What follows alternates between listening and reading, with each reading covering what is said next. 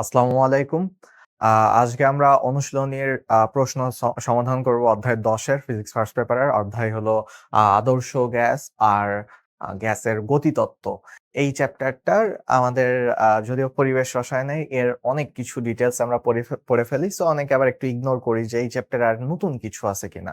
So আসলে এই চ্যাপ্টারের শুরুর দিকটা খালি পরিবেশ রসায়নের সাথে মিলে। শেষের দিকের বেশিরভাগ জিনিসই বা 50% জিনিস নতুন। সো যারা একটু করো নাই তারা জেনে রাখো। আর অনুশীলনীতে কি প্রশ্ন আছে সেটা সলভ করব। আমি মুশফিক সাদিদ প্রাপ্য।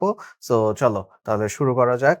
আ পানিকে 0 ডিগ্রি সেলসিয়াস তাপমাত্রা হতে 10 ডিগ্রি সেলসিয়াস তাপমাত্রায় উত্তপ্ত করলে এটার আয়তন কত হবে? এটা অনুশীলনীতেও আছে। এটা মেডিকেল ভর্তি পরীক্ষা 14-15 সালের প্রশ্ন।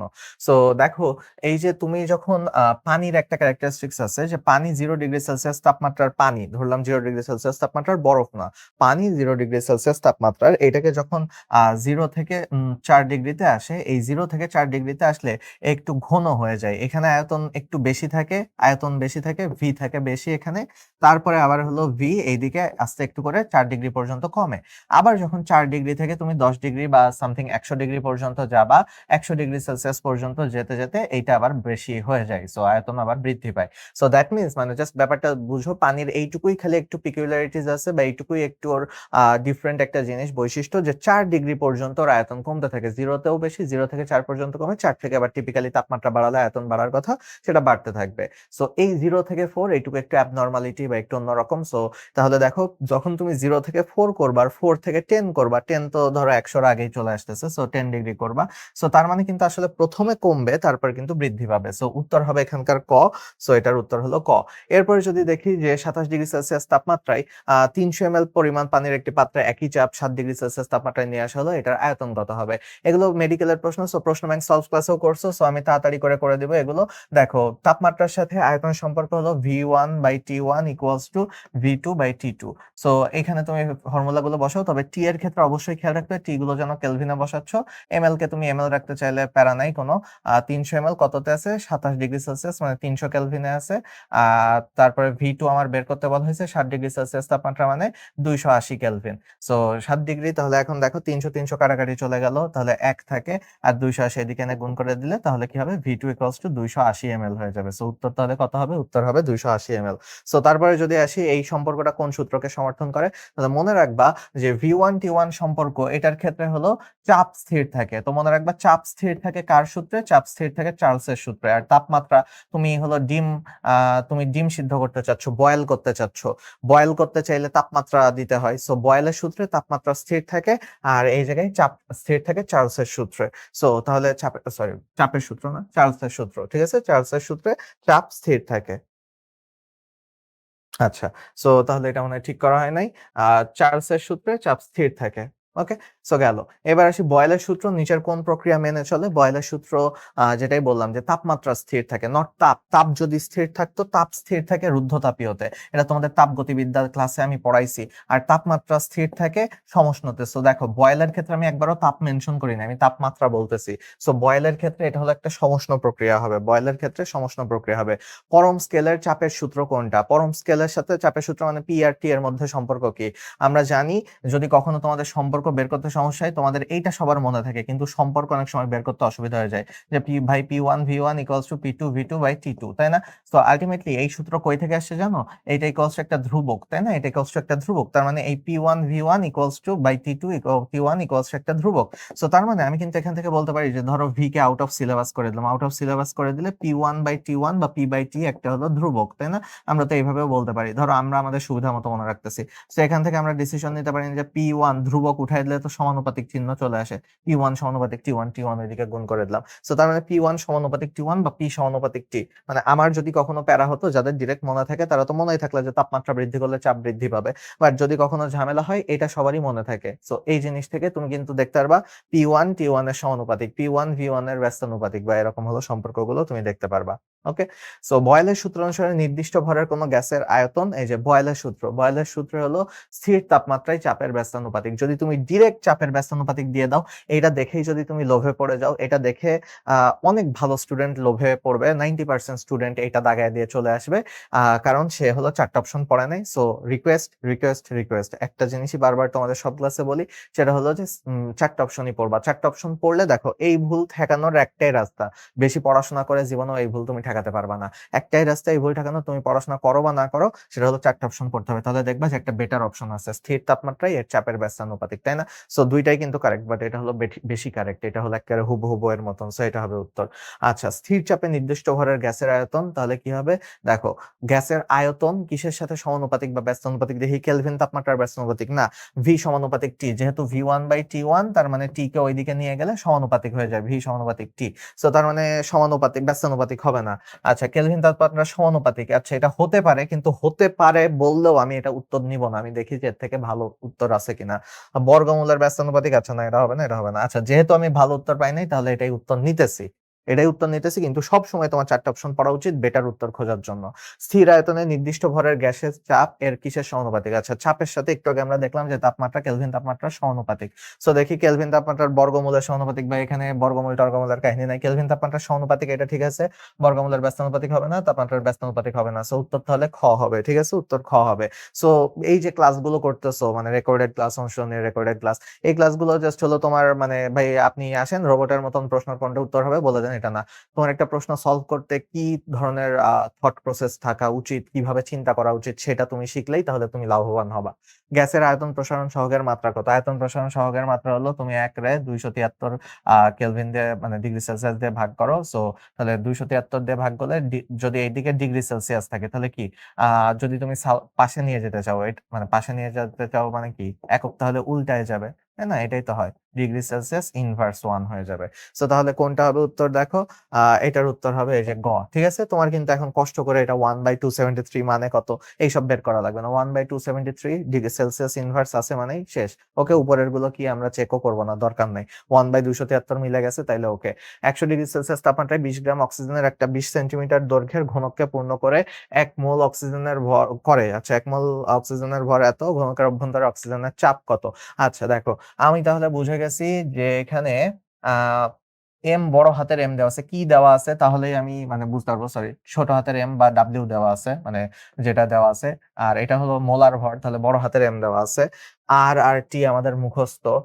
টেম্পারেচার দেওয়া আছে, টি দেওয়া আছে, টেম্পারেচার দেওয়া আছে, এখান থেকে টি বের করা যাবে, কেলভিনে নিয়ে যাওয়া যাবে। আর এখানে ভি, ২০ সেন্টিমিটার দৈর্ঘ্যের ঘনক যেহেতু, তার মানে এখান থেকে আয়তন বের করা সম্ভব, ভি বের করা সম্ভব।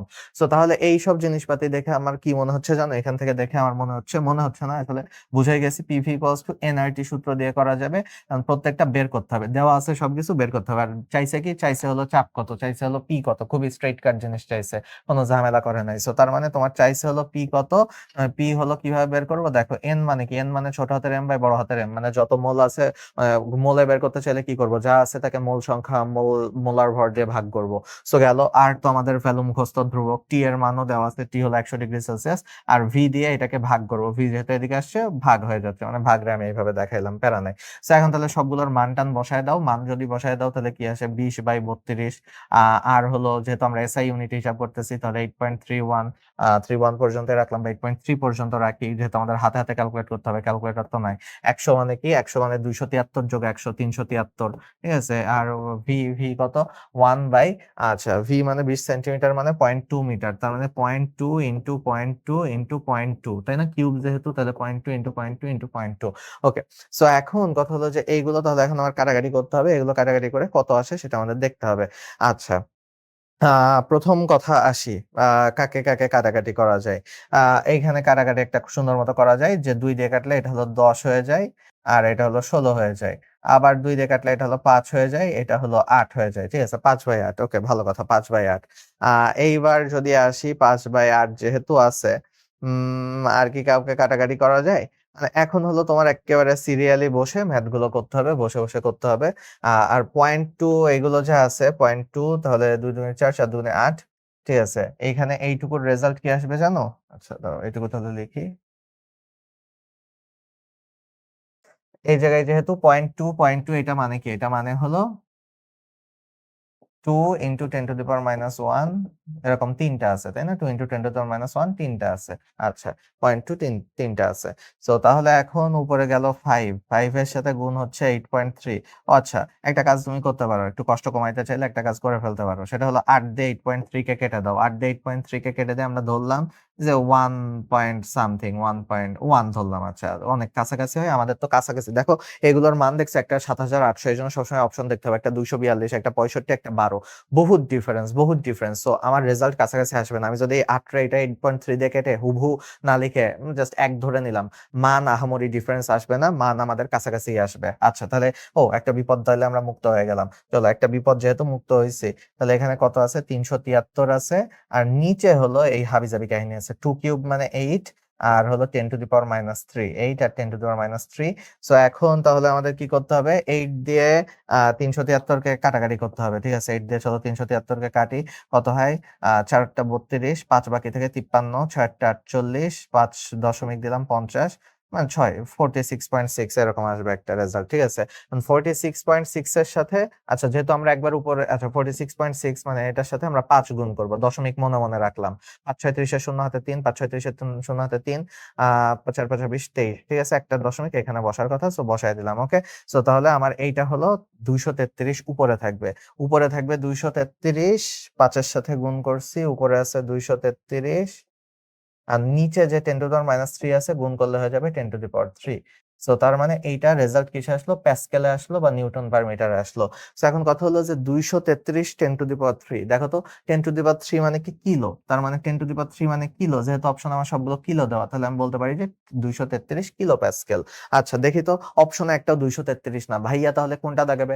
ভাইয়া 233 এর সব থেকে কাছাকাছি এটা দাগাবে, 7800 কাছাকাছি না, 242 সব থেকে কাছাকাছি, 65 ও বহুত দূরে, 12 তো আরো দূরে। সো 242 উত্তর হবে। দেখো কেন ভাইয়া 233 আসলো? কারণ এই যে ভাইয়া একটু কাটাকাটির সময় অল্প মান নিয়ে নিছে, দেখছো? সো নিজের উপর কনফিডেন্স রেখে ফুল ফোর্সে আগায় যাবা, দেখবা যে মিলে গেছে, তোমার হলো কাছাকাছি রেজাল্ট চলে আসবে। যদি ভাইয়া অপশন গুলো কাছাকাছি থাকতো, 230, 242, 232, 250 এরকম থাকতো, কি করতাম তখন? আমি কাটাকাটি করতাম খুবই আরো সময় নিয়ে, আরো সূক্ষ্মভাবে। যদি আমার উত্তর করতেই হতো, তাহলে সেই ক্ষেত্রে আমি হলো আরো হিসাব সাবধানে করতাম, আরো দশমিক টশমিক নিয়ে করতাম। 0 ডিগ্রি সেলসিয়াস তাপমাত্রায় কোনো গ্যাসের চাপ এত হলে 60 ডিগ্রি সেলসিয়াস তাপমাত্রায় এর চাপ কত? ভাই সহজ জিনিস, P1/T1 এর ম্যাথ করবা ইকুয়ালস টু P2/T2। আমার এই এতবার করতে করতে প্র্যাকটিস হয়ে যাচ্ছে। সো চাপ হলো 3 ইন্টু 10 টু দি পাওয়ার 5 কততে? 273-এ। অবশ্যই কেলভিন তাপমাত্রা নিবা। 60 ডিগ্রি মানে কত? 60 ডিগ্রি মানে 273 যোগ 60। 273 যোগ 60 মানে 333। 333 এর চাপ কত এটা বের করতে বলা হয়েছে, তাই না? সো তাহলে এখন কাটাকাটি কাটাকাটি করতে হবে। ঠিক আছে, কাটাকাটি যদি করি তাহলে দেখি হতে P2 ইকুয়ালস টু কত? P2 equals to 3 into 10 to the power 5, আর এইদিকে হলো আমি 333 উপরে চলে আসছে, গুণ হয়ে গেছে, আর নিচে 273 আছে। সো 333 আর 273 দিয়ে 333 কে ভাগ করা লাগবে। এই জায়গাটা হলো, এটা হলো পেইন, তাই না? তো চলো দেখি, একটা দশমিক দরকার নেই, সরি, একবার যাবে, প্রথমে একবার যাবে, বুঝলাম। একবার যদি যাই তাহলে 273 বিয়োগ করি 0, 6, 60। আচ্ছা 60 তো আমরা জানি, দশমিক দিলাম, দশমিক দিলে 600 চলে আসে। দুইবার যাই, সো দুইবার যাই, বুঝতেছি এটা 300-র কাছাকাছি, সো দুইবার যাবে, দুইবারের বেশি যাবে না। 3 দুগুণে 6, 7 দুগুণে 14, 4 হাতে 1, 4 একে 5, তাহলে বাকি থাকে কত? বাকি থাকে হলো 54। ঠিক আছে, 4 আর এদিকে 5, 54। শূন্য আরেকটা অটোমেটিক আনতে পারি, সো লাইক ওকে, এই যে 1.22। সো এইটুকু কাটাকাটি করলে হয় 1.22। সো দেখো তার মানে 3 into 10 to the power 5 into 1.22। So দেখো 3 এর সাথে 1.22 গুণ করলে কত হয়? 3 এর সাথে 1.22 গুণ করলে হয় 3 একে 3, 3 দুগুণে 6। লাইক আমি মুখে মুখে এগুলো করতে পারি, বা তুমিও করতে পারবা। দেখো 3 দুগুণে 6, 3 দুগুণে 6, দশমিক বসাও, 3 একে 3, 3.66 ইন্টু 10 টু দি পাওয়ার 5। দেখি তো 3.66 10 টু দি পাওয়ার 5 আছে কিনা। 3.66 10 টু দি পাওয়ার 5 একেবারে কাটাই কাটাই আছে, একেবারে ওয়ার্ড বাই ওয়ার্ড আছে। সো দেখো একেবারে করে যাবা, কনফিডেন্সের সাথে মিলে যাবে। 16 গ্রাম অক্সিজেন গ্যাসে কয়টা অণু থাকে? দেখো 32 গ্রাম অক্সিজেন গ্যাস মানে কিন্তু অক্সিজেন না, নর্মাল অক্সিজেন না, O2। সো O2 এর ক্ষেত্রে মোলার ভর ধরি আমরা 32 গ্রাম। সো 32 গ্রামে থাকে কত? 32 গ্রামে থাকে 6.02 ইন্টু 10 টু দি পাওয়ার 23টা। সো তোমরা অলরেডি উত্তর বুঝে গেছো। ষোলো গ্রামে থাকবে, এর অর্ধেক। সো দ্যাট মিনস কি 3.01 ইন্টু 10⁻23 টা এখানে থাকবে। সো উত্তর কোনটা হবে? উত্তর হবে খ। এই যে এই গ দেওয়া হয়েছে তোমাকে ট্র্যাপে ফেলার জন্য, খ দিবা। মাইনাসটা দিলেই কিন্তু ট্র্যাপে পড়ে যায় অনেকে। স্থির আয়তনে 0°C তাপমাত্রায় কোনো গ্যাসের চাপ দ্বিগুণ করা হলে চূড়ান্ত তাপমাত্রা কত হবে? সহজ হিসাব, দেখো। সো সেম কাহিনী, P1/T1। অনেকে এই জায়গায় আবার ভুল করে, কি হয়েছে বারবার তোমার এই জায়গায় কি ভুল হবে জানো? ভাইয়া কিন্তু এগুলো না করেও চলে যেতে পারতো। ধরো ধরলাম চাপ হলো পি, বলে নাই কত, বাট দ্বিগুণ করবে। সো ধরলাম যে ইনিশিয়াল চাপ হলো পি। আচ্ছা, তুমি এই জায়গায় যে ভুলটা করবে সেটা হলো তুমি পরীক্ষার হলে প্রেসারে তুমি যেই ভুল জীবনেও করো নাই সেই ভুল তুমি করে আসতে পারো। সেটা হলো তুমি কেলভিনে না নিয়ে সেলসিয়াসে করে দিলা, তাহলে কিন্তু উত্তর মিলবে না। দেখো, আমি যদি এটা সেলসিয়াসে করতাম, স্থির আয়তনে 0°C 0° ধরতাম, দিয়ে এইদিকে 2p চাপ দ্বিগুণ হয়েছে, T2 বের করতে বলছে, তুমি হিসাব করে দেখবে যে আরে ভাই কিছুই তো মিলে না, কিছুই তো মিলে না, মানে T2 ও 0 আসতেছে। এটা যদি আমি সলভ করি, এটা সলভ করলে দেখবা যে তাহলে কি আসবে, পিপি কাটাকাটি গেল, 2 আর 0 গুণ হবে, 2 গুণ 0 হয়ে যাবে, তার মানে আলটিমেটলি রেজাল্ট 0 আসবে। কিন্তু এটা কি হওয়ার কথা বলো তো? এটা তো হওয়ার কথা না, তাই না? সো তুমি হয়তো পরীক্ষার হলে বুঝবাও না যে তুমি একটা ছোট ভুল করে ফেলছো। দেখো, তাহলে এটা আসলে সবসময় আমাদের হলো ইয়েতে নিতে হবে, কেলভিনে নিতে হবে। আর তারপরে কেলভিনে যদি নিই তাহলে এই জায়গায় কত আসবে? দেখো, পিপি কাটাকাটি চলে গেল, 2 থাকলো, T2 এদিকে আনো, 273 এদিকে নিয়ে যাও। সো 273 গুণ করলে তোমার কত হবে? 3 দুগুণে 6, 7 দুগুণে 14, 4 হাতে 1, 2 দুগুণে 4, 546। সো 546 উত্তর কিন্তু আসছে আবার কেলভিনে, কিন্তু অপশন গুলো দেওয়া আছে আবার কিসে? সেলসিয়াসে অপশন দেওয়া আছে, ডিগ্রি সেলসিয়াসে। সো কি করবা? 546 থেকে তুমি 273 আবার বাদ দিবা, 273 বাদ দিলেই তো সেলসিয়াসে চলে আসে। 273 বাদ দিলে রেজাল্ট থাকবে কত? 3, 14 থেকে 7, 2। তার মানে 273°C। এটা হলো উত্তর। কত হবে তাহলে? খ হবে উত্তর। দেখো, উত্তর বের করা আহামরি কঠিন কিছু না, কিন্তু ওই যে তোমার ব্রেইন সবসময় অ্যালসেমি খুঁজতে চাই, তোমার ব্রেইন সবসময় ভাবে যে আরে ফাঁকিবাজি কর, ফাঁকিবাজি কর, এই হয়ে যাবে, হয়ে যাবে, ঠিক আছে? আর সেইটা ফাঁকিবাজির ফাঁদে পড়েই তুমি যে যার নাকি একটা ভালো রেজাল্ট করার কথা, সে একটা খারাপ রেজাল্ট করে ফেলে। এরা প্রত্যেক বছর মানে নিজে চোখে দেখেন, সব থেকে পেইন লাগে, সব থেকে খারাপ লাগে এই স্টুডেন্ট গুলার জন্য, যার চান্স হওয়ার কথা কিন্তু চান্স হয় না। অনেকে আছে যে পড়াশোনা করতেছে না, ও জানে যে ও মনে মনে জানতোই যে ওর পর চান্স হবে না, মানে ও জানে যে ও এনাফ পড়াশোনা করতেছে না। এটা একটা ক্যাটাগরি আছে। একটা ক্যাটাগরি আছে যারা এনাফ পড়াশোনা করছে, কিন্তু হলো জাস্ট পরীক্ষার হলে যে কিছু ফালতু একটা ভুল করছে, আহ যেটার কারণে মনে হয় যে মাঝে মাঝে যে মানে ওকে ধরে আমি মারি, ঠিক আছে? সো ওরও মনে হবে যে আমি নিজেরাই নিজে মারি। তো এই যে এই টাইপের ভুল হলো, সেগুলো একটু করবা না। এগুলো যে কত ভুল হয় তুমি পরীক্ষার হলে বসে এসে তারপরে রিয়েলাইজ করবা, আর যদি ভুল না করো তাহলে তো তোমার চান্স হয়ে গেছে। ওকে। সো এবার দেখো, পিভি ইকুয়ালস টু ধ্রুবক সমীকরণটি নিচের কোন প্রক্রিয়াটি সমর্থন করে? দেখো, পিভি ইকুয়ালস টু ধ্রুবক, এটা বয়েলের সূত্র। বয়েলের সূত্রে কি স্থির থাকে? আমি বলছি বয়েলের সূত্রে হলো তাপমাত্রা স্থির থাকে, কারণ বয়েল করতে, সিদ্ধ করতে তাপমাত্রা লাগে। সো তাহলে সমতাপ্ত না, সমষ্ণ হবে। রুদ্ধতাপীয় ভুলেও হবে না। দেখো, আমি একটু আগেও বলছি এটা হলো সমষ্ণ হবে। আচ্ছা, রুদ্ধতাপীয় হবে না। স্থির আয়তনে একটি গ্যাসের তাপমাত্রা বাড়ালে ওই গ্যাসের কি হবে? তাপমাত্রা বাড়ালে আয়তন বাড়বে।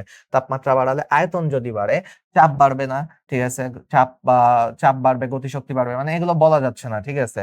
ঘনত্ব কমবে, এটা শিওর। ঘনত্ব কমবে কি করতে? দেখো তো, ও সরি সরি সরি, ঘনত্বও কমবে না, সরি, ঘনত্বও কমবে না। ওকে, ঘনত্বও কমবে না, আমি সরি ভুল বলছি।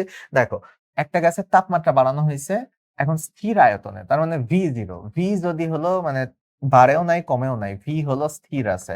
ভি হলো স্থির আছে, তার মানে ঘনত্ব বাড়বেও না, ঘনত্ব কমবেও না। আমি ভি যে স্থির আছে এটা খেয়ালই করি নাই। ক আর খ এর মধ্যে উত্তর হবে। এবার সেই তাপমাত্রা বাড়ালে কি হয়? তাপমাত্রা বাড়ালে আমরা সবাই জানি চাপও বাড়বে, গতিশক্তিও বাড়বে। So উত্তর হবে ক, ঠিক আছে? ঘনত্ব হতো যদি আমার ওখানে কাহিনী না করতে। এই যে উত্তর, ঘনত্ব কমবে দেওয়া আছে, এটা বাদ দিয়ে দিই।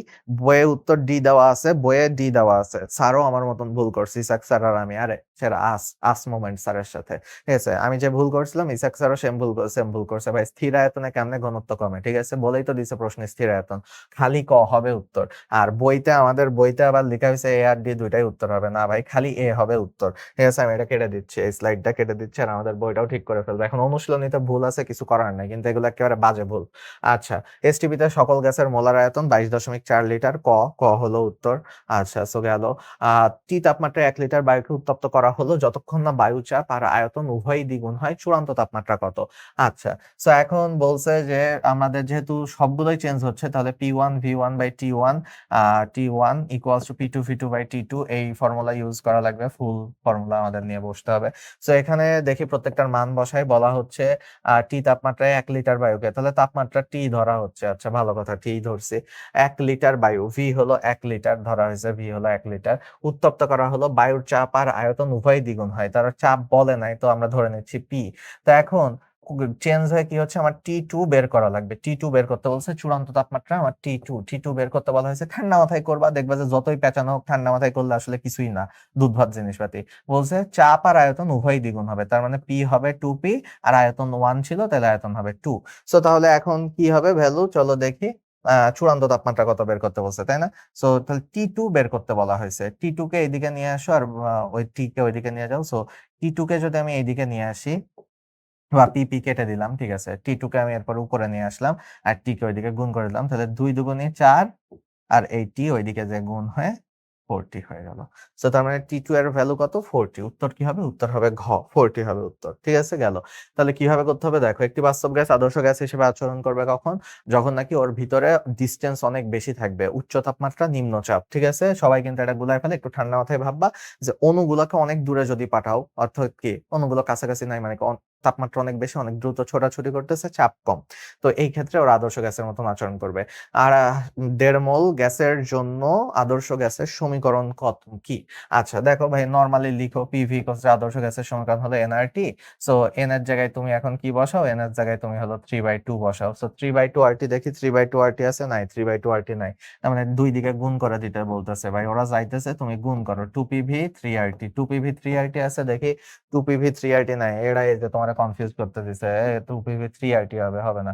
এই যে 2PV 3RT আছে, ঠিক আছে, তাহলে 2PV 3RT লাস্টের অপশনটা চেক করে দেখতে পারো, এটা হবে না। একটা আদর্শ গ্যাসের তাপমাত্রা T হতে বৃদ্ধি করে 2T করা হলো, কোন রাশি দ্বিগুণ হবে? আচ্ছা দেখি তো, যে তাপের সাথে মানে সমানুপাতিক কে কে আছে? তাপের সাথে সমানুপাতিক হলে এটাও হলো তাপমাত্রার সাথে, তাপ তো না, তাপমাত্রার সাথে সমানুপাতিক। সো যদি তোমার 2T করা হয়, হয় চাপ দ্বিগুণ হবে, নাইলে আয়তন দ্বিগুণ হবে। দেখি কোনটার সাথে মিলে। বর্গের গড়, বর্গমূল বেগ। আচ্ছা, তাহলে এগুলোর সাথে আবার কাহিনী করছে। আচ্ছা ঠিক আছে, এগুলোর সাথে যদি কাহিনী করে তাহলে তো এটা হচ্ছে না। আচ্ছা, আমি ভাবলাম যে এগুলোর মধ্যে হবে, হয় নাই। আমরা ট্রাই করবো। আমার উচিত ছিল, আমি এখানে কি ভুলটা করছি জানো, আমি অপশন পড়ি নাই। অপশন পড়লে আমি আর এটা লিখতাম না। তাহলে অপশন পড়লাম যে আচ্ছা বেগ টেগ নিয়ে কথাবার্তা বলছে, টি হতে 2T করা হয়েছে। আচ্ছা দেখি তো, বড় আরএমএস, VRMS এর ফর্মুলা কি? VRMS এর ফর্মুলা হলো √3RT/m। সো দ্বিগুণ করলে √2 গুণ বৃদ্ধি পাবে, দ্বিগুণ করলে VRMS, এটা দ্বিগুণ করলে এটা √2 গুণ হবে। সো তাহলে এটা হচ্ছে না। তারপরে বেগের বর্গ, গড় বেগের বর্গ, এটার সাথেও ডিরেক্ট সম্পর্ক নাই, সো না, হবে না। আচ্ছা, গতি শক্তির সাথে কি সম্পর্ক আছে দেখি, E = 3/2 nRT। এখন তো টি যদি তুমি দ্বিগুণ করো, এটা যেহেতু সমানুপাতিক, তাহলে এটাও দ্বিগুণ হবে, এটাও দ্বিগুণ হবে। সো তাহলে কি অনুগুলোর গতিশক্তি, এটা হবে উত্তর। এখানে গ হবে উত্তর, অনুগুলোর গতিশক্তি। আদর্শ গ্যাসের চাপের রাশিমালা কোনটা? PV equals to nRT. কিন্তু দেখো পিভি ইকুয়ালস টু এনআরটি কি আছে?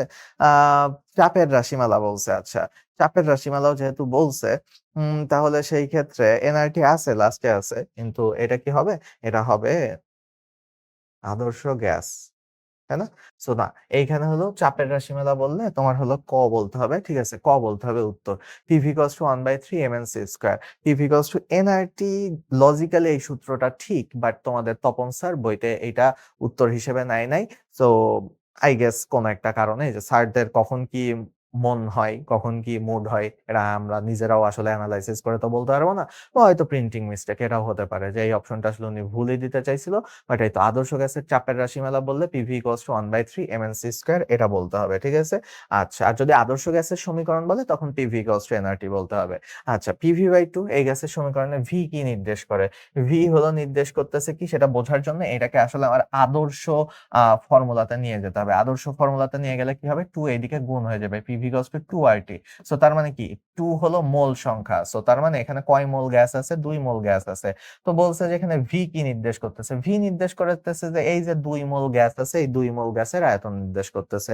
এটাই দেখো, 2 টাকে এইদিকে নিয়ে গেলে সব জট খুলে যাবে, 2 মোল গ্যাসের আয়তন নির্দেশ করতেছে এই ভি, মানে কয় মোল আছে ভাই? 2 মোল আছে। এই সংক্রান্ত কোন সূত্রটি সঠিক? আচ্ছা, এখানে পিভি ইকুয়ালস টু চাপ, তাপমাত্রা, আয়তন। দেখো এখানে পিও থাকতে হবে, এমন একটা সূত্র চাইছে যেখানে পি থাকবে, টি থাকবে, ভি থাকবে। এখানে দেখো এখানে ভি আছে, পি আর টি নাই, পি আছে, ভিটি নাই, মানে টি আছে অন্যভাবে বাট অন্য আরেকটা থাকতেছে না। পিভি কস টু এনআরটি এটা যদিও আছে, পিভি কস টু এম বাই এমআরটি এটা হবে না। এটার উত্তর হতো বড় হাত ছোট হাতের এম উপরে থাকবে, বড় হাতের এম নিচে থাকবে। সো এটাও ভুল। সো এই কারণে এটা এন হচ্ছে না, লাস্টেরটা হলো ঠিক আছে, পিভি কস টু এনআরটি হলো এটা ঠিক।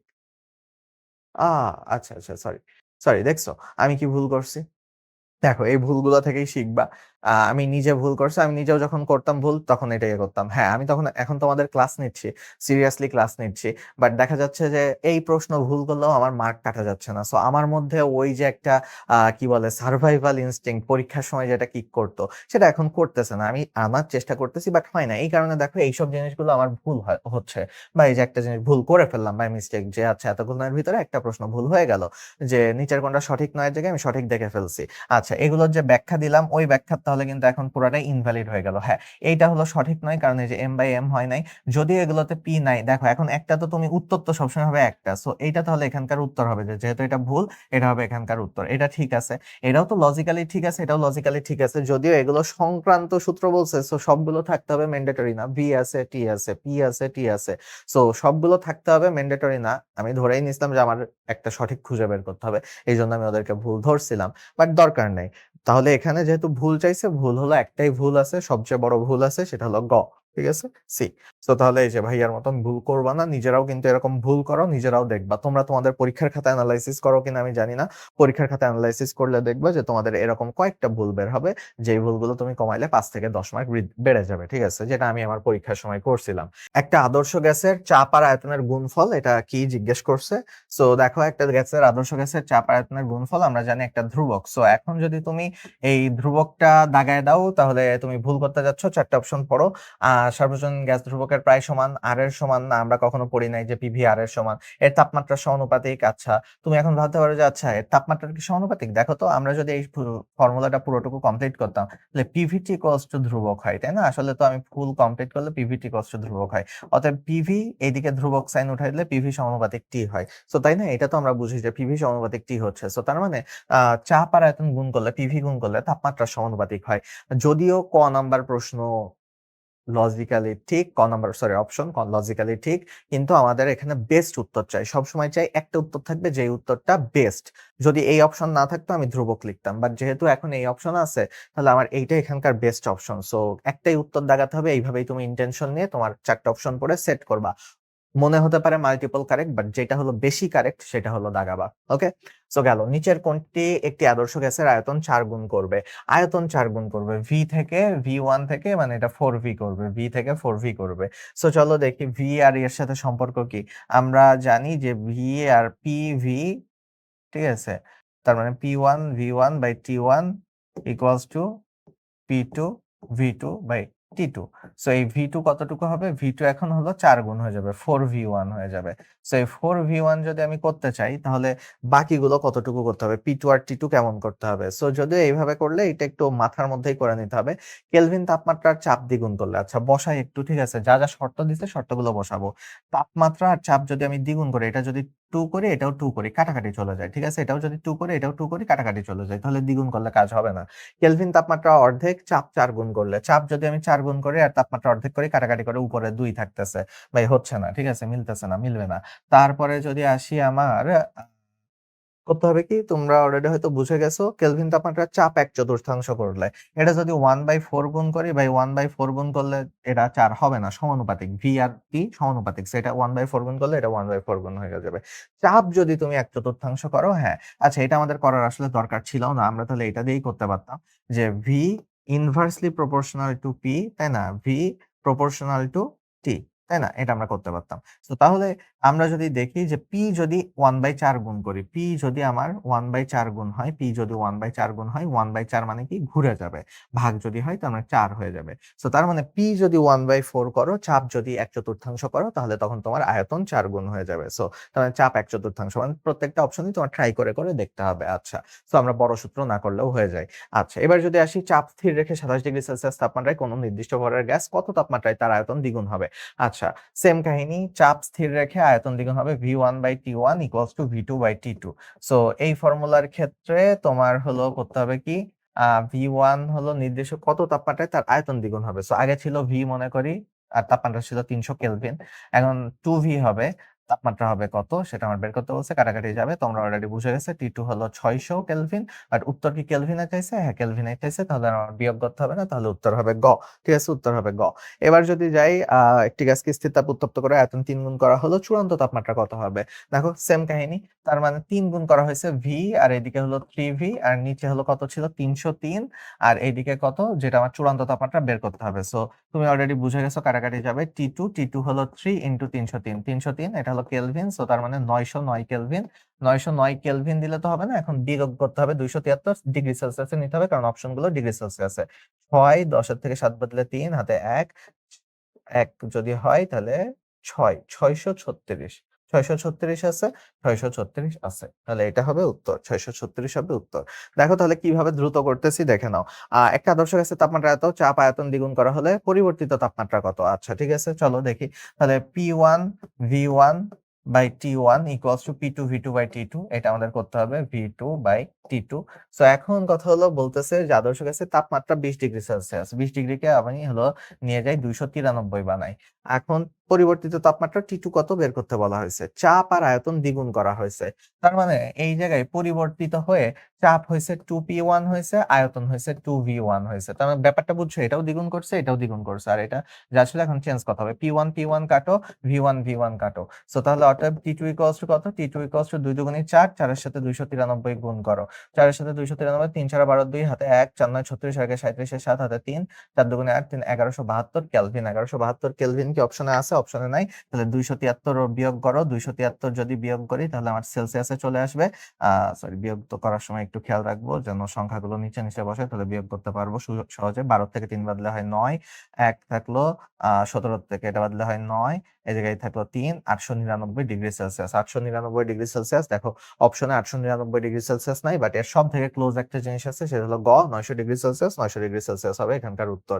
আচ্ছা, নিচের কোনটি তাপমাত্রা চাপের সাথে গ্যাসের ঘনত্বের সম্পর্ক নির্দেশ করে? আচ্ছা দেখো, আমরা তো ইউজুয়ালি এই সূত্রটা খুবই কমনলি ইউজ করি, পিভি বাই টি, তাই না? পিভি বাই টি আমরা খুব কমনলি ইউজ করি। কিন্তু আরেকটা সূত্র হলো এটা ইকুয়ালস টু ধ্রুবক একটা। কিন্তু কথা হলো আরেকটা সূত্র হলো ইউজ করা হয়, বা এটার মতন এত পপুলার না হলেও হয়। ভি এর উল্টা কি জানো? ভি এর ব্যস্তানুপাতিক হলো ঘনত্ব rho. So P by rho T, ঠিক আছে, ইকুয়ালস টু ধ্রুবক। এটাও কিন্তু হলো ইউজ করা হয়। কারণ কি? আয়তন যত বেশি বাড়ে ঘনত্ব কমে, বা ঘনত্ব বাড়লে আয়তন কমবে। সো একটা আরেকটার ব্যস্তানুপাতিক। সো ভি গুণ হলে রো নিচে গুণ হয়। So P by rho T, এটা চলো দেখি। P by rho T, P by rho T কই গেল? পি বাই রো টি হলো ধ্রুবক। সো হ্যাঁ, পি বাই রো টি যেহেতু এটা আমি ধ্রুবক বলতে পারি, তাহলে এটা যদি আমি ইনভার্স করে দিই, অপশন একটাও মিলাইতে পারলাম না। এটা ইনভার্স করে দিলেও কিন্তু ধ্রুবক হবে। রো টি বাই পি কিন্তু ধ্রুবক হবে। মানে এটার ইনভার্সও ধ্রুবক হবে। কথা হলো এটা, যে যদি পি বাই রো টি ধ্রুবক হয়, রো টি বাই পি ও ধ্রুবক হবে। সো ক হবে এখানকার উত্তর। যেহেতু আমি খুঁজে পাচ্ছিলাম না, এজন্য ক হবে উত্তর। আচ্ছা, একটা বুদবুদ হ্রদের তলায় হাবিজাবি গুণ দূরত্বে আছে। তো এখন কথা হলো উপর পৃষ্ঠে উঠে আসে আয়তন ৮ গুণ হলো বায়ুমণ্ডলের চাপ H মিটার উচ্চতায় পানি স্তম্ভের চাপের সমান হলে হ্রদের গভীরতা কত? খুবই সহজ সূত্র, তোমরা জানো যে এটা হলো আসলে ওই যে P1 V1 equal to P2 V2 দিয়ে করতে হয়। টেম্পারেচার ধরলাম যে আমরা সব জায়গায় এক। তো এখন কথা হলো যে এই P1 হলো কি? এই P1 হলো তোমার হ্রদের ভিতরের যে পানির চাপ আছে সেটা ধরলাম। V1 হলো পানির নিচে যে আয়তনটা ছিল সেই আয়তন। সো ধরলাম যে পানির নিচে আয়তন V1 ই ছিল। এটা নিয়ে আমাদের প্যারা নাই। কিন্তু V2 উপরে উঠে আসায় কয় গুণ হয়ে গেল? উপরে উঠে আসায় ৮ গুণ হয়ে গেল। তার মানে V2 হয়ে গেল 8V1। আগের V1 ছিল, V1 এর তুলনায় এখন হয়ে গেছে 8V1। ৮ গুণ হয়ে গেছে উপরে আসায়। আচ্ছা, ভালো কথা। এবার উপরে আসার ফলে তুমি দেখো বলছে যে বায়ুমণ্ডলের চাপ H মিটার উচ্চতায় পানি স্তম্ভের সমান হলে হ্রদের গভীরতা কত? আচ্ছা, H মিটার উচ্চতায় পানি স্তম্ভের চাপ বের করার সূত্র হলো H রো জি। সো তার মানে এটা হলো H রো জি। আর এখন কথা হলো যে আহ এইখানে এইখানে হলো তোমার কি? এইখানে যেটা আছে সেটা হলো ওই যে P2 আছে না? ঠিক আছে? হুম,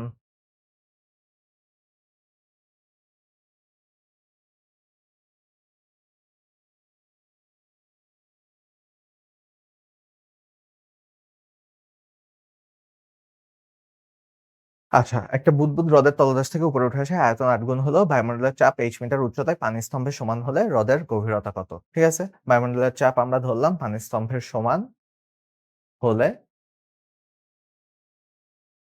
হ্রদের গভীরতা হবে কত? আচ্ছা। সো এখানে তাহলে আমার এই ক্ষেত্রে এইটা তো ধরলাম এখানকার চাপ।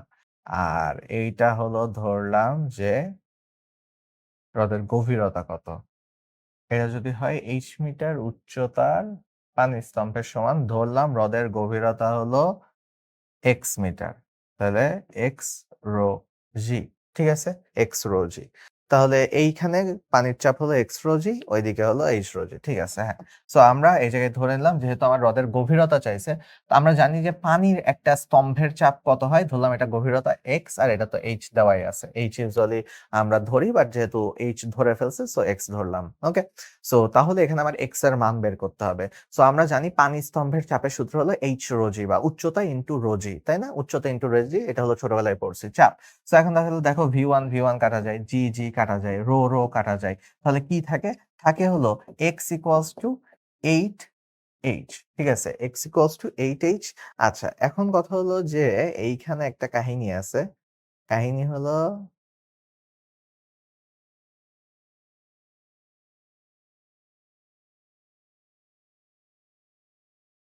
হুম, হুম, হুম, হুম, হুম,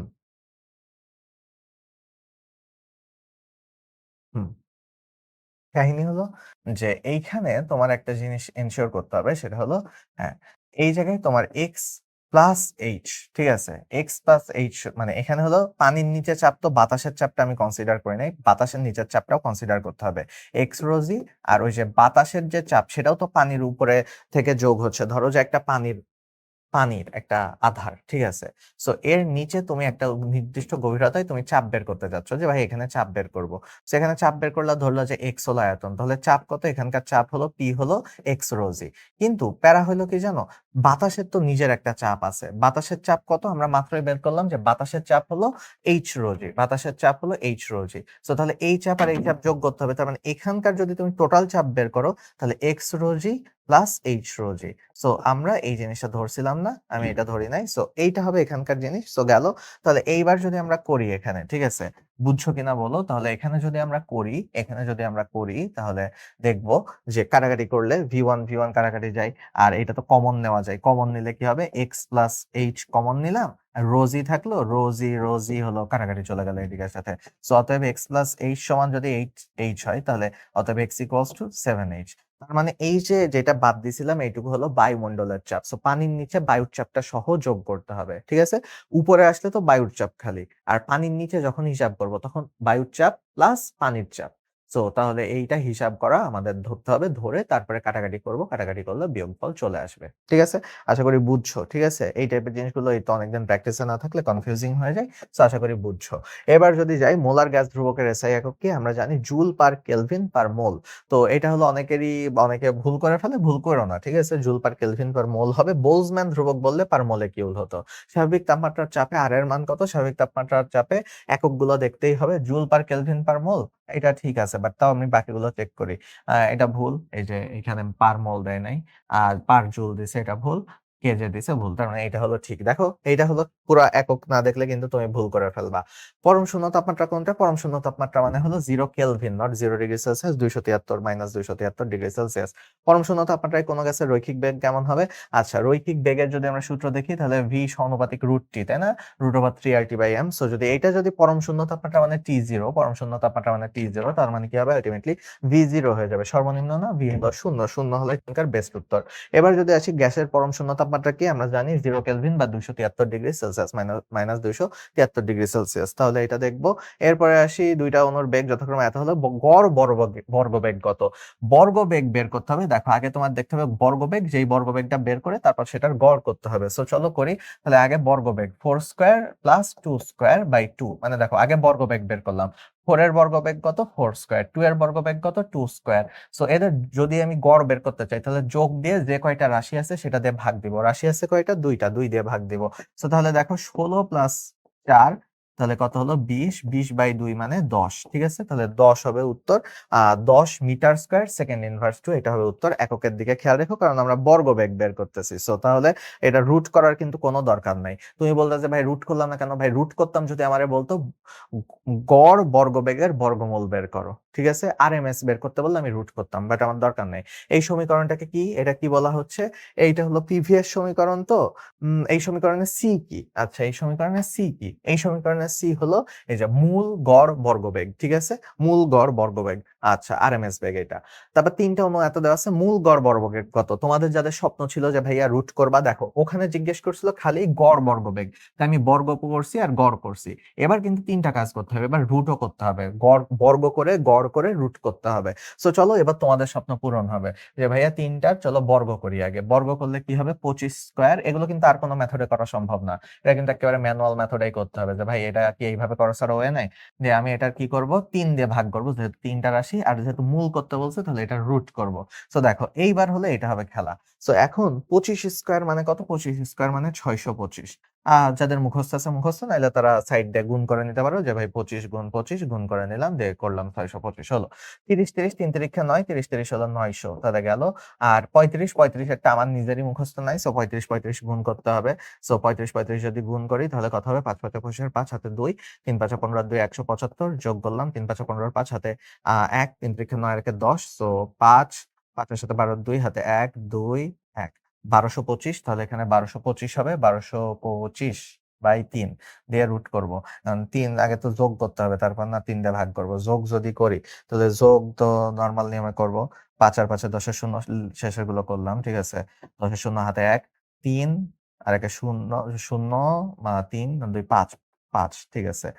আর এরপরে হলো 2 9 11 আর 6 17, 17 7 হাতে 1 1 আর 1 2, 2750/3।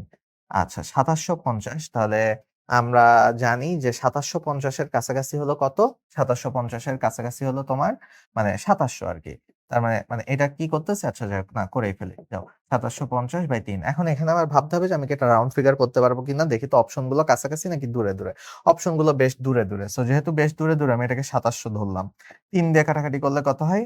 900, তাই না? 3 9 27। তাহলে রুট 900 এর ভ্যালু যেন কত? একটু আগে দেখলাম রুট 900 এর ভ্যালু কত? রুট 900 এর ভ্যালু হলো 30, তাই না? 30। সো তাহলে উত্তর হলো 30.3। কেন আমি এই যে 2750 এর জায়গায় 2700 ধরলাম? আমি এটা কনফিডেন্স এর সাথে ধরতে পারছি, কারণ হলো আমি অপশন গুলো চেক করে দেখছি যে আরে অপশন গুলো তো হলো তোমার বেশ দূরে দূরে, এই জন্য। আর যদিও এটা খুব সহজে আন্দাজ না করা গেলেও একটু বোঝা যাচ্ছিল যে 25 30 আর 35 এদের গড় বর্গবেগ করলে ওই মাঝেরটার কাছাকাছি হবে, 30 এর কাছাকাছি হবে। বাকিগুলো একটাও ধারে কাছে দিয়ে নাই। বাট হলো ওকে, অন্য সব ক্ষেত্রে ট্রাই করো যে করলে বের করবা, তারপরে হলেও একটা কনফিডেন্স থাকে, ঠিক আছে? যে একটু করার পরে তারপরে ম্যাথটা করবা সবসময়। কোন গ্যাসের মূল গড় বর্গবেগের পরম তাপমাত্রা কি? ভাই আমরা জানি সিআরএমএস সমানুপাতিক √T, বর্গমূলের সমানুপাতিক। ওকে, 0 ডিগ্রি সেলসিয়াস থেকে বাড়িয়ে 273 করা হলো, গ্যাসের অণুগুলোর গড় বেগ কতটুকু বৃদ্ধি পাবে? তার মানে কেলভিনে নিতে হবে এই জিনিসগুলো। সো আমরা দেখলাম যে কি বলে তাপমাত্রা ভিআরএমএস, তাই না? কতটুকু গড় বেগ বৃদ্ধি পাবে বা ভি বৃদ্ধি পাবে, ঠিক আছে?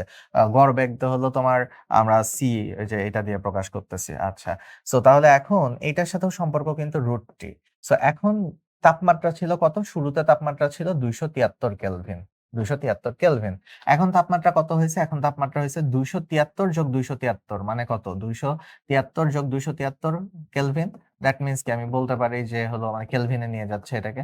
সো আমি কাইন্ড অফ বলতে পারি যে 2 গুণ 273, তাই না? যেহেতু দ্বিগুণ হয়েছে, সো দ্বিগুণ হয়েছে। তার মানে যদি তাপমাত্রা যদি দ্বিগুণ হয় তাহলে এই জায়গায় কি হবে? ভিতরে যদি 2 হয়, বাইরে কত চলে আসবে? √2 চলে আসবে। সো তার মানে √2 এর মান কত? √2 এর মান হলো 1.41। তার মানে আগে যদি থাকতো সি, তাহলে এখন হলো 1.41 সি। তাহলে 1.41c কতটুকু বৃদ্ধি পাইছে? বৃদ্ধি পাইছে 0.41। 0.41c বৃদ্ধি পাইছে। পার্সেন্টেজে নিতে হলে 100 গুণ করতে হয়। তাহলে এর সাথে যদি তুমি 100 গুণ করে দাও, 100% গুণ করে দাও, তাহলে কত হবে? 41%। তার মানে বৃদ্ধি পাইছে কত পার্সেন্ট? 41%। কাটায় কাটায় অপশন নাই, বাট কাছাকাছি অপশন আছে ক। তাহলে গ্যাসের অণুগুলো কতটুকু বৃদ্ধি পাবে? 41% বা 40% বৃদ্ধি পাবে। ওকে, এরপর আসি স্থির চাপে কোনো তাপমাত্রায় কোনো গ্যাসের অণুর মূল বর্গবেগের প্রমাণ চাপ প্রমাণ তাপমাত্রার মূল বর্গবেগের অর্ধেক হবে। আচ্ছা, সো জিজ্ঞেস করছে যে, সহজ ভাষায় জিজ্ঞেস করছে যে ভি, আমরা তো জানি যে V1 সমানুপাতিক √T, মানে ধরো যে এটা এখন ভাগ করে দিলাম।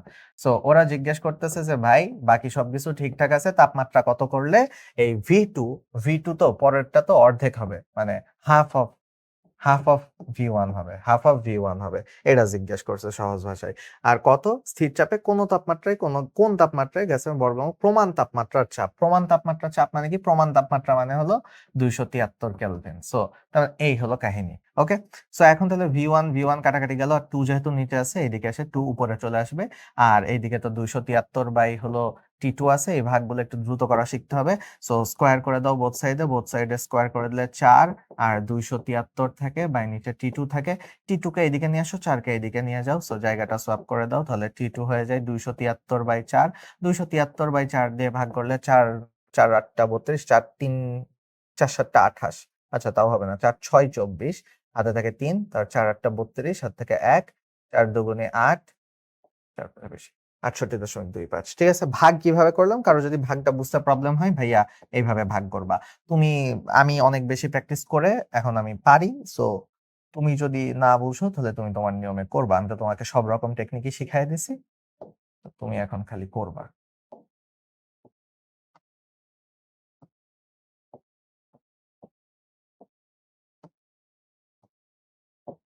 হ্যাঁ, ঠিক আছে, বুঝছে? ওকে, গেল। তো গেল, একটু নিজের মাথাও খাটাতে হবে। খালি ভাইদের উপরে ভাইরা মাথা খাটাবে, আমরা মাথা খাটাবো না, এই চিন্তা করলে চান্স কিন্তু হবে না। ঠিক আছে, কারণ তোমরা যে পড়াশোনা করতেছো আমাদের জায়গায় আসার জন্যই। সো আমরা যেটুকু মাথা খাটাইতেছি তোমারও ওই লেভেলের মাথায় খাটাইতে হবে। আমরা জাস্ট দেখাই দিতেছি যে এই যে এটা হলো স্ট্যান্ডার্ড, এই পর্যন্ত মাথা খাটাইতে হবে। ওকে, এসটিপি তে কোনো গ্যাসের ঘনত্ব এত হলে মূল বর্গবেগ কত? আচ্ছা, তো এটা ভাই কেমনে বের করা সম্ভব? হলো সিআরএমএস এর একটা সূত্র আছে, বা ভিআরএমএস এর একটা সূত্র আছে, যে √3p/ρ। ঠিক আছে, এটা হলো সূত্র, যারা জানো না তাদের জন্য সমবেদনা এই সূত্র লাগবে। আচ্ছা, এসটিপি যেহেতু বলছে, তার মানে আমরা জানি যে এখানে হলো তোমার 101, তাই না? 101, হ্যাঁ, 101 325, তাই না? এটা হলো প্যাসকেল, এত প্যাসকেল, 101 325 প্যাসকেল। আচ্ছা, আর তাহলে ঘনত্ব দেওয়া আছে, ঘনত্ব সবকিছু ঠিকঠাকই আছে, কেজিতে দেওয়া আছে 0.09 কেজি/মিটার কিউব। মূল বর্গবেগ কত? এটার হলো এখন আমাদের হিসাব করতে হবে। এটা যদি হিসাব করতে চাই, আপাতত ভয় পাওয়ার কিছু নাই, আশা করি ভয় পাওয়ার দরকার হবে না। দেখো, উপরে আছে 3, 101, 325, আর নিচে আছে 9 × 10⁻²। সো 9 × 10⁻² মানে 3 দিয়ে কাটা যাবে, 3 হবে। আর এই 101 325 কে যদি আমি কাটাকাটি করি, চলো দেখি, তোমার যদি সন্দেহ হয় তাহলে এইভাবে কাটাকাটি করি। চলো, 101 325, 101 325 কে 3 দিয়ে ভাগ করলাম, 3 3 9, হাতে 1 11, 3 3 9, তাহলে 2 23, 3 7 21, হাতে থাকে 2, 2 নামাইলাম, 3 7 21, হাতে থাকে 1, 5 নামাইলাম, 3 5 15। সো ওকে, এটা হলো রেজাল্ট। সো আর 10⁻³ তার মানে রুটের ভিতরে আমার 10⁻² পড়ে গেলে 10⁻² হয়ে যাবে। সো রুটের ভিতরে কি কি আছে? রুটের ভিতরে 33, 77, 5 × 10⁻² আছে। তুমি বলতে পারো যে ভাই এই জিনিসের রুট কেমনে করবেন? চলো, এই জিনিসের রুট তোমার আমি শিখাই কেমনে করবা। দেখো, রুট শিখাই দিই তোমাদের কেমনে করবা। 33, 77, 5 × 10⁻², তাই না? আমি এখন এত বড় সংখ্যার রুট ভাই আমার পক্ষেও সম্ভব না। ঠিক আছে, এখন আমি আমার সব মানে ধরো অন্তর্ভাইটাইরে নিয়ে এসেও এই রুট করতে বসলে তেল বের হয়ে যাবে। ঠিক আছে, সো এখন তাহলে কিভাবে করতে পারি এই রুট? চলো, এই রুট করার একটা টেকনিক শিখাই দিই তোমাদেরকে। আহ আমরা এই জায়গায় দশমিক বসাবো না, আমরা হলো এইখানে একটা দশমিক বসাবো। ঠিক আছে, আমরা এখানে একটা দশমিক বসাবো, মানে আমরা 10 এর পাওয়ার যোগ রাখার ট্রাই করব। সো আমরা করলাম কি, 337.75, যেহেতু বসাচ্ছি, এটা ধরলাম এখানে বসাচ্ছি, তার মানে কি এখানে আরো কত ২ টা শূন্য আমরা ইয়ে করতে পারি না, গুণ করতে পারি না। তার মানে 10 টু দি পাওয়ার 4 করে দিতে পারি না। যেহেতু এখানে আমরা দশমিক ধরতেছি মানে এই জায়গায় তাহলে কি 10 টু দি পাওয়ার 4 গুণ করে দিলাম। এইটুকু তো বুঝতেছো। এখান থেকে এখানে কনভার্সন তো বুঝতেছো। এটা ধরো জাস্ট এমনি সাইন দিছি যে ওটা জাস্ট আমরা করতেছি। সো তার মানে এখান থেকে এখানে আমরা কনভার্সন করলাম। এই সংখ্যাটা সবসময় জোড় রাখার চেষ্টা করবা। আর চেষ্টা না, জোড় রাখতেই হবে। এই সংখ্যাটা 10 এর পাওয়ার সবসময় জোড় রাখতে হবে রুটের ভিতরে। ওকে? সো মিন স্কয়ার রুটের ভিতরে। এবার দেখি ৩৩৭, ৩৩৭, ৩৩৮ এইটার আশেপাশে কোনো আমরা ইয়ে সংখ্যা চিনি কিনা, কোনো বর্গমূলীয় সংখ্যা চিনি কিনা বা পূর্ণবর্গ সংখ্যা চিনি কিনা? আমি চিনি, ঠিক আছে? ধরো যে হলো ২০ হলো কত হয়? ৪০০ হয়। তাহলে ১৭, ১৭ ২৫৬ হয় সরি ১৭, ১৭ ২৮৯ হয়। ১৮, ১৮ ৩২৪ হয়। সো ঠিক আছে? এইটা কিন্তু আ ১৮ র কাছাকাছি। ঠিক আছে? ১৮ স্কয়ার। এটা হলো ১৮ স্কয়ারের কাছাকাছি। আর এদিকে আছে 10 টু দি পাওয়ার 4। তো দেখো তো এবার যদি আমি রুট করি, রুট করলে কি হবে? ১৮ স্কয়ারের রুট করলে আসবে ১৮ আর এদিকে 10 টু দি পাওয়ার 4 এর রুট করলে আসবে 10 টু দি পাওয়ার 2। সো তার মানে কত আসতেছে? ১৮০০ আসতেছে। তার মানে ১৮০০ কি আসলো? ১৮০০ মিটার পার সেকেন্ড। ঠিক আছে? ১৮০০ মিটার পার সেকেন্ড রেজাল্ট আসলো। দেখি তো ঠিকঠাক আছে কিনা। ১৮০০ মিটার পার সেকেন্ডের দেখো কাছাকাছি একটাই আছে গ। সো আমার তো পারফেক্ট রেজাল্ট আসবে না। ভাই আমি কি ক্যালকুলেটর দিয়ে করতেছি বলো আমারে? আমি যে ১৮০০ র কাছাকাছি গেছি এইজন্যই তোমাদের উচিত আমারে কংগ্রাচুলেট করা। তুমিও যদি যাও তোমারে আমি কংগ্রাচুলেট করলাম ভাই। যদি ১৮০০ র কাছাকাছি যেয়ে থাকো। তার মানে তোমার মেডিকেল ভর্তি পরীক্ষায় টার্গেট হবে অপশন দেখে যে দূরবর্তী অপশন থাকলে কাছাকাছি অপশনগুলো যদি গ্যাপ অনেক বেশি থাকে তার মানে পারফেক্টলি ম্যাথ করা লাগবে না। দশমিক একটু বাদ দিয়ে নিজের সুবিধা মতো তুমি রিঅ্যারেঞ্জমেন্ট করে চিন্তা ভাবনা করে করতে পারো। ঠিক আছে? তাহলে বুঝছো কিভাবে রুট করবা? রুট করার ক্ষেত্রে 10 এর পাওয়ারটাকে জোড় রাখবা আর একটা সংখ্যা এমন একটা ছোট সংখ্যা নিবা মানে লাইক ৪০০ র ভিতরে কনভার্ট করার চেষ্টা করবা যেন যার আশেপাশে দিয়ে তুমি হলো পূর্ণবর্গ একটা সংখ্যা চিনো। আর ১ থেকে ২০ পর্যন্ত সব কয়টা পূর্ণবর্গ সংখ্যা এবং তাদের মান মুখস্থ করবা। ঠিক আছে? প্রত্যেকটা পূর্ণবর্গ সংখ্যার বর্গ মুখস্থ করবা। কোন পাত্রে আবদ্ধ গ্যাসের অণুগুলো কোন পাত্রে আবদ্ধ গ্যাসের অণুগুলোর সর্বাধিক সংখ্যা বৃদ্ধি পাবে?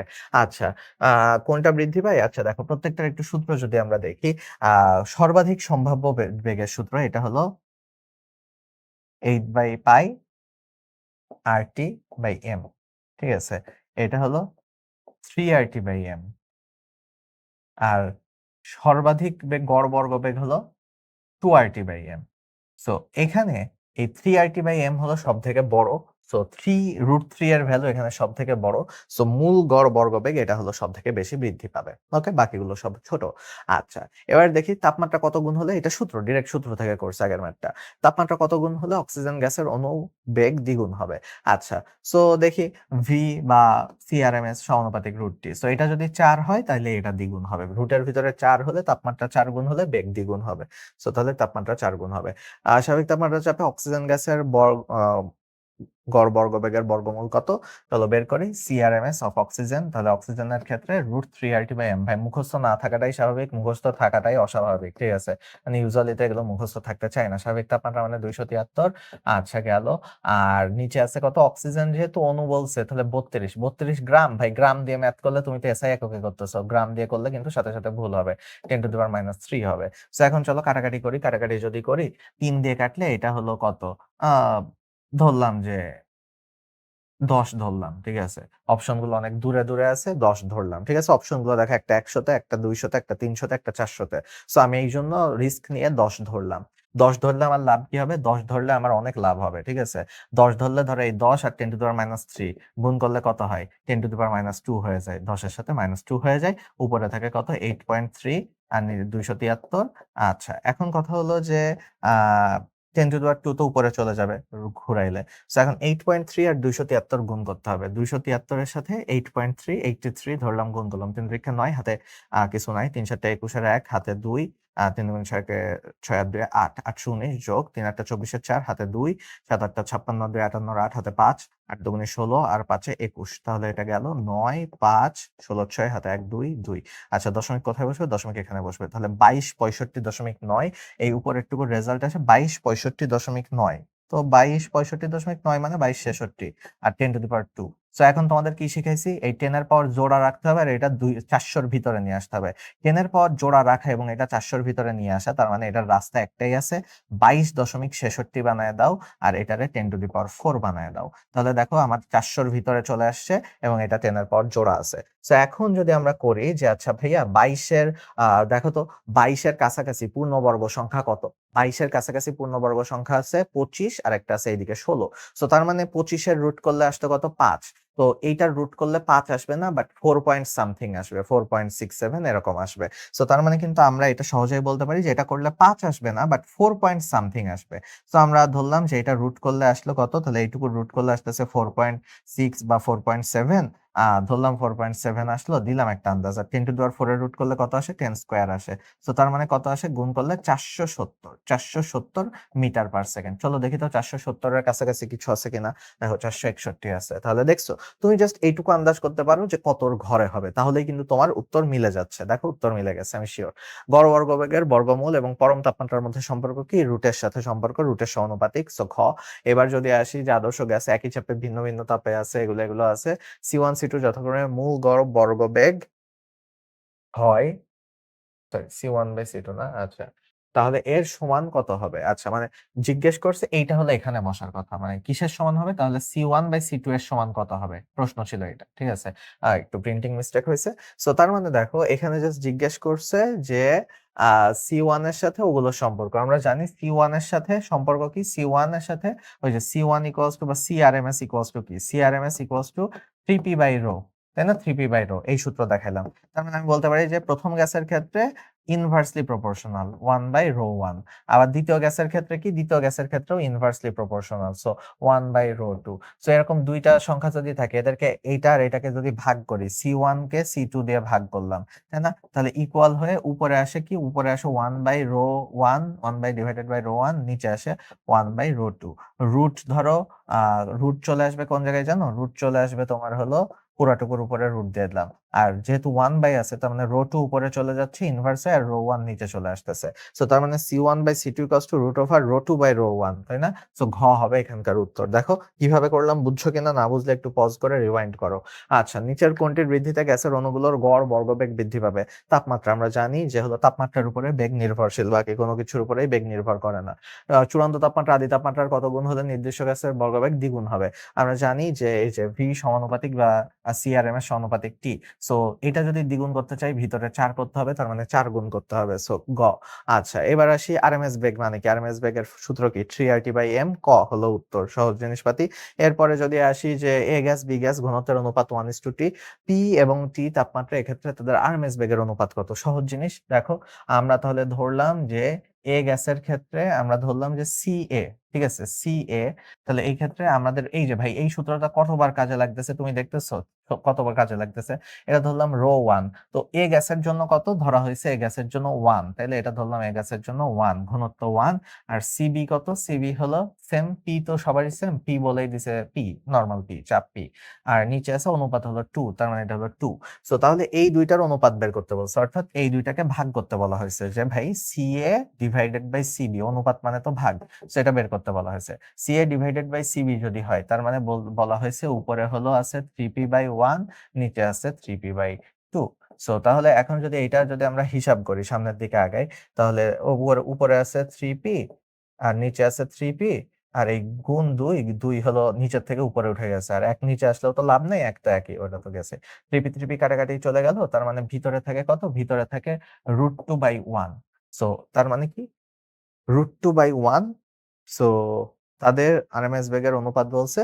তো এখানে √2:1 রেজাল্ট হওয়ার কথা ছিল, √2:1 এটা হলো রেজাল্ট হওয়ার কথা ছিল, বাট অপশনে এটা নাই। সো মোস্ট প্রবাবলি এখানে বলা আছে, এই যে দেখো অপশনে যদিও হলো সি দেওয়া আছে, বাট হলো আসলে উত্তর হবে √2:1। ম্যাথমেটিক্যালি হলে √2:1 হবে। সো তুমি পরীক্ষার খাতায় কি করবা? তুমি পরীক্ষার খাতায় যদি সেম প্রশ্ন ফেস করো এবং তুমি দেখতেছো উত্তর নাই, লাইক এরকম আছে, উত্তরটা √2:1 হওয়ার কথা, 1:√2 দেওয়া আছে, ভাইয়ার কথা মনে করবা, যারে তাই তো ভাইয়া ক্লাসে এরকম একটা প্রশ্ন সলভ করেছিল, তাহলে এটার উত্তর আমি গ দিব। সো বইয়েরটাই দিয়ে দিও, প্যারা নাই, কাছাকাছি একটা উত্তর যেহেতু আছে দিয়ে দিও। আচ্ছা, ৫টি অণুর এটা আছে, বর্গবেগের বর্গমূল কত হবে? আচ্ছা ভাইয়া কি বলছে, গড় বর্গবেগের বর্গমূল কত হবে? তার মানে বর্গ করা লাগবে, গড় করা লাগবে, বর্গমূল করা লাগবে। সো সবগুলো কাজই করা লাগবে। সো প্রত্যেকটা করি। V square plus 2v square, তো পুরাটা, প্লাস 3v স্কোয়ার পুরাটা, প্লাস 4v স্কোয়ার পুরাটা, তারপরে 5v স্কোয়ার, সো পুরাটা। সো করলে কয়টা রাশি আছে এখানে? 1 2 3 4 5, 5টা আছে। করে এটা রুট করতে হবে, তাই না? এই কাহিনী করতে হবে। সো চলো করে ফেলি। ভি স্কোয়ার 4, তাহলে এটা হলো 4v স্কোয়ার, প্লাস এটা হলো 9v স্কোয়ার, প্লাস হলো 16v স্কোয়ার, প্লাস হলো 25v স্কোয়ার। সো আলটিমেটলি গেল এখানে দিয়ে 5 দিয়ে ভাগ করলা, দিয়ে রুট করো এখানে। সো যোগ টোগ করে দাও এখানে, 25 25 50 55, ঠিক আছে? উপরে আসে 55, নিচে আসে 5, 5 5 কাটো, রুট তো আছেই 11। তো তার মানে 11v স্কোয়ার, তার মানে 11 থাকবে আর ভি বাইরে চলে আসবে, রুট 11v। গ হবে উত্তর, ঠিক আছে? গ হবে এখানকার উত্তর। ওকে, গ হবে এখানকার উত্তর। এইটার সূত্র আমরা জানি 3p বাই রো, ক হবে এখানকার উত্তর। ওকে, তারপরে যদি আসি গতিতত্ত্ব অনুসারে 0 কেলভিন তাপমাত্রায় গ্যাসের গতিশক্তি কত? আমরা জানি যে হলো E equals to 3/2 nRT। So তার মানে টি যদি 0 হয় তাহলে ইও 0 হয়ে যাচ্ছে, তাই না? গুণফল 0 হয়ে যাচ্ছে। সো 0। একক আয়তনে গ্যাসের গড় গতিশক্তি, সরি হ্যাঁ, এবং চাপের মধ্যে সম্পর্ক কি? দেখো, আমরা জানি যে E equals to 3/2 nRT। So আমরা আবার এটাও জানি যে PV equals to nRT, PV equals to nRT। So তার মানে এই দুইটা সূত্র যদি আমরা মিক্স করি, তাহলে আমরা এখান থেকে এই দুইটা সূত্র থেকে আমরা বলতে পারি যে E ইকুয়ালস টু 3/2 PV। একক আয়তন বলছে, একক আয়তন মানে কি? ভি হলো 1, একক আয়তন মানে V1। তো বলছে কি চাপ আর গতিশক্তির মধ্যে সম্পর্ক কি? তাহলে চাপ আর গতিশক্তির মধ্যে সম্পর্ক হলো E ইকুয়ালস টু 3/2 P। তো এইটারই বিভিন্ন ভ্যারিয়েশন দেখবো। E ইকুয়ালস টু 3/2 P, না সবগুলোতে P আলাদা রাখছে, তার মানে এইগুলাকে এইদিকে নিয়ে আসতে চাইতেছে। তার মানে তোমার পরীক্ষায় স্যার চাইছে যে ভাই P রে তুমি সিঙ্গেল রাখো, রেখে এইগুলাকে এইদিকে নিয়ে আসো। তার মানে কি হয়? তাহলে দেখো 2/3E হয়, 2/3E। তাহলে দেখো তো 2/3E কোনটা, 2/3E কোনটা? ক হলো 2/3E।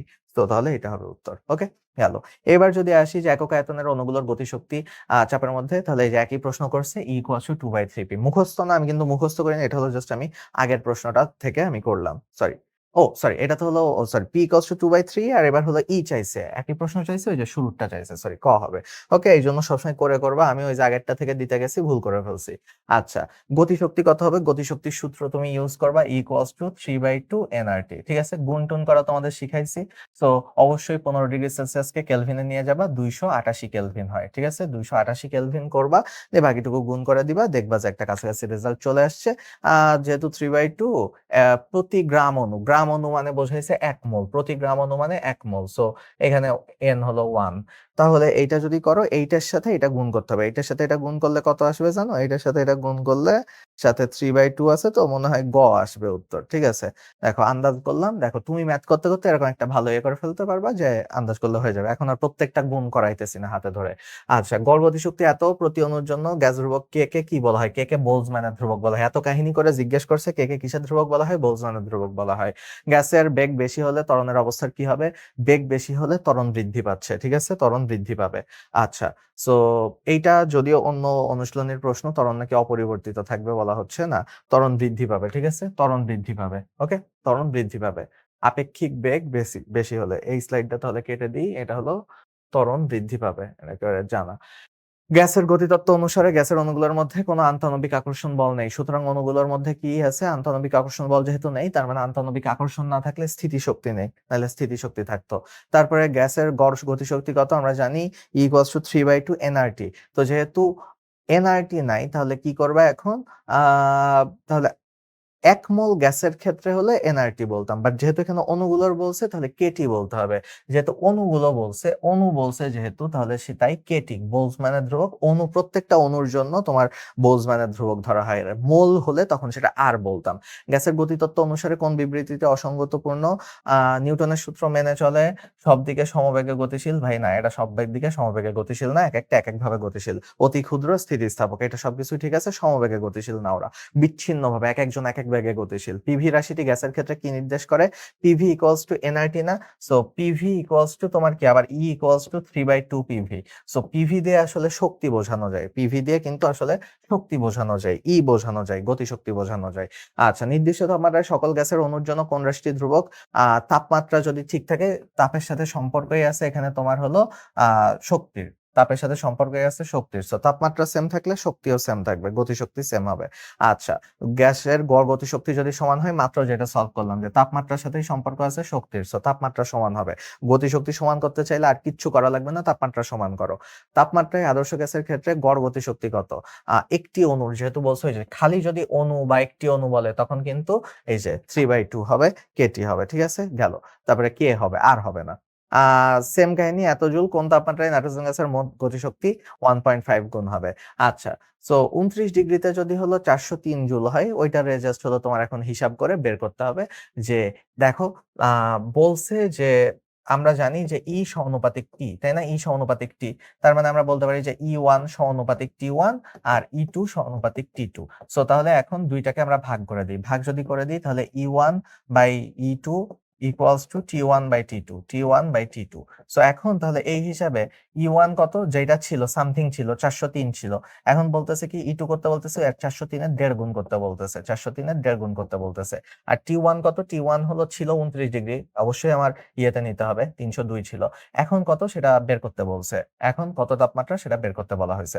সো 403 কেটে গেল, T2 এদিকে চলে আসলো, 1.5 এদিকে গুণ হয়ে গেল, তার মানে T2 চলে আসলো, 302 এর সাথে 1.5 গুণ করো, 302 এর সাথে 1.5 গুণ করে তুমি দেখো কত হয়। 302 আর 302 আমি মাথার মধ্যে অন্যভাবে করতাম। সো আমি একবার 302 করতাম, আর 302 এই 302 ইন্টু 1.5 মানে কি জানো?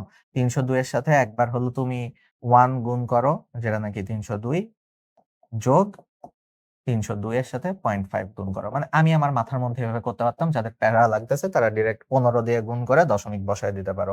সো আমি তখন এইভাবে করতে পারতাম। সো তাহলে এটার উত্তর হবে কত? 302 যোগ 151, তার মানে 402, 453। সো 453 হলো উত্তর হবে। কাছাকাছি গেলেও লাভ নাই, কারণ এটা 450 আছে, 455 আছে, 460 আছে। সো 453 হবে এখানকার উত্তর। কারো যদি গুণ করতে প্যারা হয়ে থাকে যে ভাই আপনি কেমনে গুণ করলেন বুঝি নাই, আইদার রিওয়াইন্ড করো অথবা তুমি নিজে 1.5 দিয়ে টিপিক্যালি যেভাবে গুণ করা শিখাইছি সেভাবে গুণ করো। 30 ডিগ্রি সেলসিয়াস তাপমাত্রায় প্রতি গ্রাম অণু গ্যাসের গতিশক্তি কত? এটা একটু আগেই মোস্ট প্রবাবলি বের করলাম। তাহলে এইটা একটু আগে যে বের করছিলাম যে 37 মানে 3000 এর এটার কাছাকাছি, ঠিক আছে? সো আমার মনে আছে দেখে করলাম, তুমি প্র্যাকটিস করতে করতে দেখবে যে অনেক কিছুই তোমার হয়তো মাথায় থেকে যাবে, মনে থেকে যাবে। আচ্ছা, এবার আসি প্রতিটি অক্সিজেন অণুর মোট শক্তি কত? আচ্ছা, অক্সিজেনের স্বাধীনতার মাত্রা হলো কত? অক্সিজেনের স্বাধীনতার মাত্রা হলো 5। তাহলে এখানে 5/2 কেটি হবে, ঠিক আছে? যেহেতু অক্সিজেন মেনশন করে দিছে, 5 সরি, প্রতিটি অণুর মোট শক্তি কত? প্রতিটি অক্সিজেন অণুর মোট শক্তি কত? আচ্ছা, সরি, প্রত্যেকটা অণুর ক্ষেত্রে 3/2 কেটেই ধরবা, ঠিক আছে? এটা তোমাদের ডিরেক্ট বইতেই স্ট্রাকচার দিয়ে রাখছে। যদিও অক্সিজেনের স্বাধীনতার মাত্রা 5, দ্বিপারমাণবিকের ক্ষেত্রে স্বাধীনতার মাত্রা 5। তো ওই ক্ষেত্রে এখন তোমার 3/2 দিয়েই করতে হচ্ছে, কিছু করার নাই, অনুশীলনীতে দেওয়া। এখন চলো দেখি, এই সব জিনিসপাতি আমাদেরও কনফিউজড করে দেয়, কি করব বলো? এখন চলো 27 ডিগ্রি সেলসিয়াস তাপমাত্রায় 2 গ্রাম নাইট্রোজেনের মোট গতিশক্তি কত হবে? সো এই যে ম্যাথ করবা, গতিশক্তি যেহেতু, তাহলে ই বের করতে বলছে 3/2 এনআরটি। এন কত? এন তো আমি বের করতে হবে 2/28, নাইট্রোজেনের হলো মোলার ভর 28, 2/28। তাহলে আর হলো কত? 8.3। আর হলো আরটি কত? 300, তাহলে 300। সো এখন 2 2 কাটাকাটি গেল, 3 9 27, তো লাইক 9 এর মতন হয়, 9 দিয়ে এটা কাটলাম, কাছাকাছি গেল 300। 300 কাছাকাছি হবে উত্তর। দেখো আমি হলো হুদাই কাটাকাটি করছি এবং জানি 300 কাছাকাছি হবে উত্তর। দেখো 267 একটি আছে 300 কাছাকাছি। তুমি লিটারালি দেখছো কি জঘন্য রকম কাটাকাটি করছি ভাই। 2 দিয়ে 2 কাটে, 3 দিয়ে 3 9 27 দিয়ে করে দিছি। আরে ভাই 9 দিয়ে কাটলাম, 9 দিয়ে কেটে আবার 8.3 রে 9 দিয়ে কেটে ভ্যানিশ করে দিছি, দিয়ে বলতেছি যে 300। তাহলে ভুলভাল কাটাকাটি করছি না, কিন্তু ভুলভাল কাটাকাটি করেও দেখো আমার রেজাল্ট চলে আসছে 267। কারণ হলো আমি জানি যে ওই যে 300 কাছাকাছি হবে। দেখছো, এরকম কিন্তু তুমি করতে পারবা। তুমি যত এক্সপেরিয়েন্স হবা, তুমি যত এক্সপার্ট হবা, তুমি কিন্তু এরকম এরকম করেও কনফিডেন্সের সাথে বলে আসতে পারবা যে আরে এটাই উত্তর হবে। অপশনের উপর ডিপেন্ড করতেছে। অপশন তোমার ম্যাথটা কঠিন বানায়। অপশন কাছাকাছি থাকলে ম্যাথ পুরোটা করা লাগে। অপশন কাছাকাছি না থাকলে এরকম ভুং-ভাঙা কাটাকাটি করে চলে আসতে পারো। গ্যাসের অণুর গড় মুক্ত পথ তার ঘনত্বের সাথে কিভাবে সম্পর্কিত? আচ্ছা, এখন এই মুক্ত পথ আর ঘনত্বের হলো রিলেশন চলে আসছে। সো মুক্ত পথের যে সূত্রগুলো সেটা আমাদের একটু জানতে হবে। সো মুক্ত পথের যে সূত্রগুলো আছে সেটা হলো এই যে এরকম অনেকগুলো এরকম সূত্র আছে, ঠিক আছে? সো এইটার সাথে হলো ব্যস্তানুপাতিক, তারপরে ঘনত্বের সাথে ঘনত্ব n দিয়েও প্রকাশ করছে, ঠিক আছে? ঘনত্বের সাথেও ব্যস্তানুপাতিক, ঠিক আছে? বর্গমূলের ব্যস্তানুপাতিক। সো এই যে তাহলে একেকটা সূত্র এখানে একেক রকম আছে। ঠিক আছে? সিগমা একবার হলো তোমার বইতে সিগমা স্কয়ার দেওয়া আছে। একবার তোমার বইতে হলো তোমার আর স্কয়ার দেওয়া আছে। সিগমা আর দিয়ে ব্যাসার্ধ বোঝাইতেছে। ঠিক আছে? অণুগুলোর ব্যাসার্ধ বোঝাইতেছে। সো n এর সাথে কিভাবে সম্পর্কিত দেখো। n এর সাথে সম্পর্কিত 1/√n। তার মানে হলো বর্গমূলের ব্যস্তানুপাতিক। বর্গমূলের ব্যস্তানুপাতিকের দিয়ে সম্পর্কিত। আচ্ছা।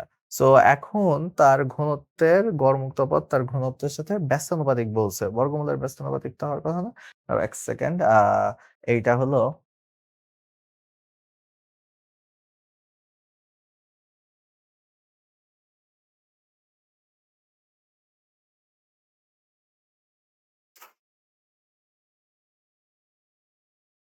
আচ্ছা। গ্যাসের অণুর গড় মুক্তপাত তার ঘনত্বের সাথে ব্যস্তানুপাতিক। তুমি হলো এটার ওই যে ফর্মুলাটা দেখে নিও। আ এখানে কতগুলো মেইনলি একটাই ফর্মুলা আছে। ওই ফর্মুলাটা তুমি যদি দেখে নাও তাহলে তুমি দেখবে যে ঘনত্বের সাথে এটা হলো ব্যস্তানুপাতিক। অর্থাৎ ঘনত্ব যত বৃদ্ধি পাবে সংঘর্ষ তত বৃদ্ধি পাবে। ঘনত্ব কমে গেলে সংঘর্ষ কমে যাবে। আর সংঘর্ষ তাড়াতাড়ি হওয়া মানে মুক্তপথ কমে যাওয়া। মুক্তপথ মানে যতক্ষণ সে সংঘর্ষ ছাড়া হেঁটে যেতে পারে। স্বাভাবিক তাপমাত্রার চাপে হাইড্রোজেন অণুর গ্যাসের গড় মুক্তপথ কত? এটা হলো ডিরেক্ট মুখস্থ রাখতে হবে 10⁻⁷ মিটার। ঠিক আছে? কোন টেকনিক নাই। অণুর গড় মুক্ত পথ এর ব্যাসের সাথে কি হবে? এই যে একটু আগেই বললাম যে হলো বর্গের ব্যস্তানুপাতিক হবে। বর্গের ব্যস্তানুপাতিক হবে। সো এই গড় মুক্ত পথের সূত্রগুলোই কিন্তু এরকম হয় যে ওই যে n এর সাথে ব্যস্তানুপাতিক। তারপরে হলো n মানে ঘনত্ব। তারপরে 1/σ²। সিগমা হলো মানে ওর ব্যাস। ঠিক আছে? ব্যাসের সাথে ব্যাসের বর্গের ব্যস্তানুপাতিক হয়। আচ্ছা, গড় মুক্ত পথ ব্যস্তানুপাতিক হবে কিসের সাথে? ঘনত্বের সাথে। মাত্র একবার সলভ করলাম। আণবিক ব্যাসের বর্গের ব্যস্তানুপাতিক অণুর সংখ্যার বর্গের না, অতিক্রান্ত দূরত্বেরও না। সো তাহলে ঘনত্বের ব্যস্তানুপাতিক হবে। 12 স্বাধীনতার মাত্রা কি হবে? স্বাধীনতার মাত্রা উপরে বসাইতে হয়, দিয়ে 2 দিয়ে ভাগ করতে হয়, দিয়ে তারপর কেটি করতে হয়। সো তার মানে কি হবে? 12/2 কেটি মানে কি? 6 কেটি। ক হবে উত্তর। আচ্ছা, এরপর যদি যাই CO2 গ্যাসের ল্যামডা এর গামা এর মান কত? CO2 গ্যাসের হলো যেহেতু বহুপারমাণবিক গ্যাস তার মানে 1.33। সো বহুপারমাণবিক গ্যাসের ক্ষেত্রে 1.33। যদিও এটা ফিজিক্সে আমি জানি তোমরা অনেকে এটা দ্বিমত করতেছিলা মেইন ক্লাস নেওয়ার সময়। আর লজিক্যালি এটা হলো সরলরেখা হওয়ার কারণে 1.40 হওয়ার কথা, যেটা তোমাদের শুভ ভাই পড়াইছে। বাট এই তো ইসাক স্যার আরেকটা লজিকে বহু পারমাণবিকের লজিকে দিছে। শুভ ভাইয়ের লজিকটাই ঠিক, ইসাক স্যারের লজিকটা এখানে ঠিক না। তবে স্যাডলি আমাদের যেহেতু মেডিকেলের জন্য হুবহু বইয়ের পড়া পড়তে হবে এবং এটা বহু পারমাণবিকের ক্যাটাগরিতে ফেলছে। প্রত্যেকটা স্যারই বহু পারমাণবিকের ক্যাটাগরিতে ফেলছে। এইজন্য এটা একটু 1.33 পড়ো। দ্বিপারমাণবিক গ্যাস অণুর স্বাধীনতার মাত্রা কয়টা? দ্বিপারমাণবিকের স্বাধীনতার মাত্রা 5টা। একটু আগে যে অক্সিজেনের লিখলাম স্বাধীনতার মাত্রা। এক পারমাণবিকের স্বাধীনতার মাত্রা হলো 3টা। ওকে। স্বাধীনতার মাত্রা সম্পন্ন মোট শক্তি কত হবে? সেম কাহিনী 6/2 কেটি হবে। সো 6/2 কেটি মানে 3 কেটি। গ হবে উত্তর। ঠিক আছে? তারপরে গেল বহু পরমাণু বিশিষ্ট ক্ষেত্রে স্বাধীনতার মাত্রা কত? বহু পরমাণুর স্বাধীনতার মাত্রা 6। ঠিক আছে? দ্বিপরমাণুর ক্ষেত্রে 5। এক পরমাণুর ক্ষেত্রে হলো 3। সো তাহলে বহু পরমাণুর ক্ষেত্রে 6। ওকে? বহু পরমাণুর ক্ষেত্রে 6। Nitrogen gas N2। N2 এ দ্বিপারমাণবিক হলে কত হয়? 1.4 হয়। সো 1.4 হবে উত্তর। আচ্ছা। একটা দ্বিপারমাণবিক মৌল আছে, এটার মিশ্রণ মেশানো হলো ভাই। এই ম্যাথ হলো বিশাল ঝামেলার। এটা হলো সিপি সিভি করে, এটা একেবারে বুয়েট লেভেলের ম্যাথ বা ইঞ্জিনিয়ারিং লেভেলের ম্যাথ। বাট এটা হলো দিয়ে দিছে। So I don't know. এইটা হলো সলভ করা যায়। বাট এই যে এক পারমাণবিক গ্যাসের যে একটা এই ল্যামডা থেকে সরি গামা থেকে সিপি সিভি বের করতে হবে প্রথমে।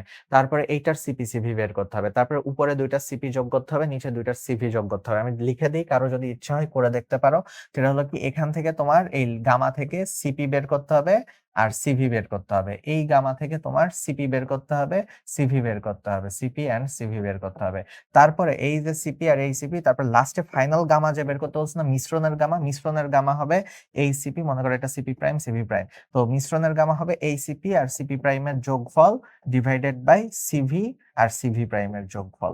সো তার মানে জাস্ট হলো এটা সেপারেটলি বের করবা, বের করে হলো সিপি আর সিভি করবা। এটা বিশাল লম্বা ম্যাথ হয়। যেহেতু তোমার একটাই আছে অনুশীলনীতে আসলে এটাই আসবে, এবং আমি তোমারে লিখে দিচ্ছি মেডিকেলের যারা প্রশ্ন করে not to disrespect them, but হলো আমি নিজেও ধরো যে আ তারা আমাদের থেকে সিনিয়র হলেও আমরা তো স্টুডেন্ট এখন পড়াচ্ছি। কলেজের বই এট লিস্ট ওকে মোটামুটি তাদের সমান পারি হয়তো। ঠিক আছে? সো কোনভাবেই তাদের ডিসরেসপেক্ট করতেছি না। বাট হলো এই কঠিন জিনিস তারা এতদিনে মেডিকেল ওরিয়েন্টেড পড়াশোনা পড়াতে এগুলো হয়তো তাদের এখন খেয়াল নাই। সো তারা যদি প্রশ্ন দিয়েও থাকে এই প্রশ্ন দিলে এই প্রশ্নটাই দিবে। ঠিক আছে? সো তাহলে এইজন্য তোমাদের যদি যারা শিখতে চাও বুয়েটের প্রিপারেশন প্লাস মেডিকেলের প্রিপারেশন নিচ্ছ, তারা এটা দেখতে পারো, বা যারা ইঞ্জিনিয়ারিং এর টার্গেট আছে ভার্সিটিতে দিবা তাদের টার্গেট আছে, তারা এটা করে বের করতে পারো। আর নাইলে তুমি ডিরেক্ট জাস্ট এই একটা মনে রাখো, সেটা হলো কি এই 3/2। ঠিক আছে? 3/2 মনে রাখো। আচ্ছা, সো গেল। আর এখানে হলো সংখ্যাটা একটু ভুল দেওয়া আছে। এখানে সংখ্যাটা একটু ভুল দেওয়া আছে। এই যে সংখ্যা হলো আগের প্রশ্নটার সংখ্যা ঠিক আছে, আমি পরের স্লাইড মনে হয় ঠিক করতে ভুলে গেছিলাম। 5/3 7/5 হবে। ঠিক আছে? 5/3 7, এটা হলো 5/3, এটা হলো 7/5। ঠিক আছে? সরি, ওই প্রশ্নের স্লাইডটা ঠিক আছে, এই স্লাইডটার সংখ্যা একটু চেঞ্জ করতে ভুলে গেছিলাম। সিও এর স্বাধীনতার মাত্রা কত? দ্বিপারমাণবিক গ্যাস। দ্বিপারমাণবিক গ্যাসের স্বাধীনতার মাত্রা হলো 5টি। সো 5টি। আচ্ছা গেল। এরপরে 5 হলে শক্তির সমবিভাজন নীতি অনুসারে মোট শক্তি কত? ভাই 5/2 কেটি। ভাই এত কাহিনী করে লাভ নাই, 5/2 কেটি। 5/2 কেটি কই? ঘ। ঠিক আছে? 5/2 কেটি ঘ। আচ্ছা, হিলিয়াম গ্যাসের স্বাধীনতার মাত্রা কত? এক পারমাণবিক গ্যাস। নিষ্ক্রিয় গ্যাস যেহেতু তাহলে ক। ওকে, সব নিষ্ক্রিয় গ্যাস এক পারমাণবিক গ্যাস, সো ক। অসম্পৃক্ত বাষ্প কোনটি মেনে চলে? অসম্পৃক্ত বাষ্প সবার সূত্র মেনে চলে। বয়েল চার্লসের সূত্র দুইটাই মেনে চলে। ঠিক আছে? বয়েল আর চার্লসের সূত্র মেনে চলে। সো কেউ যদি 4টা অপশন না পড়ে খ দাগায় দাও, গ দাগায় দাও, তোমার কপালে দুঃখ আছে। ও হলো বয়েল চার্লস দুইটা সূত্রই মেনে চলে। আচ্ছা, সরি। যদি বাল্বের তাপমাত্রা হঠাৎ কমতে থাকে তাহলে ঝড়ের পূর্বাভাস। দেখো, বাল্বের তাপমাত্রা যদি পার্থক্য যদি হঠাৎ কমে, হঠাৎ শব্দ থাকলে ঝড়, আস্তে আস্তে কমলে বৃষ্টি, আস্তে কমলে বৃষ্টি, বৃষ্টি। তাহলে কমলেই পানি পড়বে, কমলেই হলো ঝড় অথবা বৃষ্টি। সো হঠাৎ কমলে ঝড়, আস্তে কমলে বৃষ্টি। আর যদি বৃদ্ধি পাই, কমে নাই বাট বৃদ্ধি পাইছে, তার মানে হলো শুষ্ক আবহাওয়া, রোদ হবে, শুষ্ক আবহাওয়া। সো এই তিনটে ইন্টারপ্রিটেশন আছে সিক্ত বাল্ব আর শুষ্ক বাল্বের মধ্যে, এটা একটু দেখে নিবা। ওকে, সো তাহলে গেল। ধুলা মেঘে কত শতাংশ হাইড্রোজেন থাকে? এটা যদিও হলো তোমার জ্যোতির্বিজ্ঞান চ্যাপ্টারের প্রশ্ন, তাও তোমাদের একটু রিভিশন দেওয়ানোর জন্য রাখছে। এটা 75% থাকে। তোমাদের টেকনিক শিখাইছিলাম, ধূলি মেঘ বলো, সূর্য বলো, যাই বলো না কেন, হাইড্রোজেন থাকবে 75%, আর 24-25% থাকবে হিলিয়াম। সো ধূলি মেঘ আর সূর্য বললেই 75% হাইড্রোজেন বলে দিবা, শেষ। 0 ডিগ্রি সেলসিয়াস তাপমাত্রায় সম্পৃক্ত জলীয় বাষ্পচাপ কত থাকে? এটা হলো 4.58 মিলিমিটার পারদ। ঠিক আছে? ওই 0 ডিগ্রিটাই খালি মনে রাখতে হয়, একটাই মনে রাখবা, এটা মনে রাখলেই হবে। অসম্পৃক্ত বাষ্পচাপ আর এফ এর মধ্যে সম্পর্ক কি ভাই? সম্পৃক্ত বাষ্পচাপ মানে ভাই ফুল ফিল হয়ে গেছে, তাহলে অবশ্যই ওটা বেশি হবে, অসম্পৃক্ত অবশ্যই কম হবে। সো তাহলে সম্পৃক্ত অলওয়েজই এফ এর থেকে বড় হবে। সো তাহলে কোনটা মিলে? ক মিলে, খালি সমান কখনোই হতে পারবে না। ঠিক আছে? সরি সরি সরি সরি, এটা সাইন ভুল দিছি, কথা বলতেছে সাইন ভুল দিছি। সরি, সম্পৃক্ত অবশ্যই বড় হবে, সম্পৃক্ত অবশ্যই বড় হবে, সম্পৃক্ত মানেই তো বেশি, আর অসম্পৃক্ত অবশ্যই কম হবে। ইভেন বাকিগুলো এই যে সমানও হবে না, সমান বললেও এটা ভুল, বাকিগুলো তো ভুলই। আর লাস্টেরটা হবে উত্তর। ঠিক আছে? লাস্টেরটা সাইন দেখে ভালো মতন ঠান্ডা মাথায় উত্তর দিবা, আমার মতন ভুল করো না। জলীয় বাষ্পের ক্ষেত্রে কোনটি সঠিক? জলীয় বাষ্পের ক্ষেত্রে সঠিক হলো আহ জলীয় বাষ্পের পরিমাণের উপরে কোনো স্থানের আবহাওয়া নির্ভর করে না। কুয়াশা সৃষ্টি, আচ্ছা, জলীয় বাষ্প শুষ্ক বায়ু অপেক্ষা হালকা, কোনটা সঠিক? আচ্ছা, সবগুলো পড়ে ঠান্ডা মাথায় দেখলাম যে জলীয় বাষ্প এটা শুষ্ক বায়ু অপেক্ষা হালকা, জলীয় বাষ্প থাকলে সেটা হালকা হয়, এটাই ঠিক আছে। মেঘমুক্ত দিনে দুপুরের আগে শিশির তিরোহিত হয়, কারণ মেঘমুক্ত আকাশে সূর্যের আলো তো ডিরেক্ট পড়তেছে।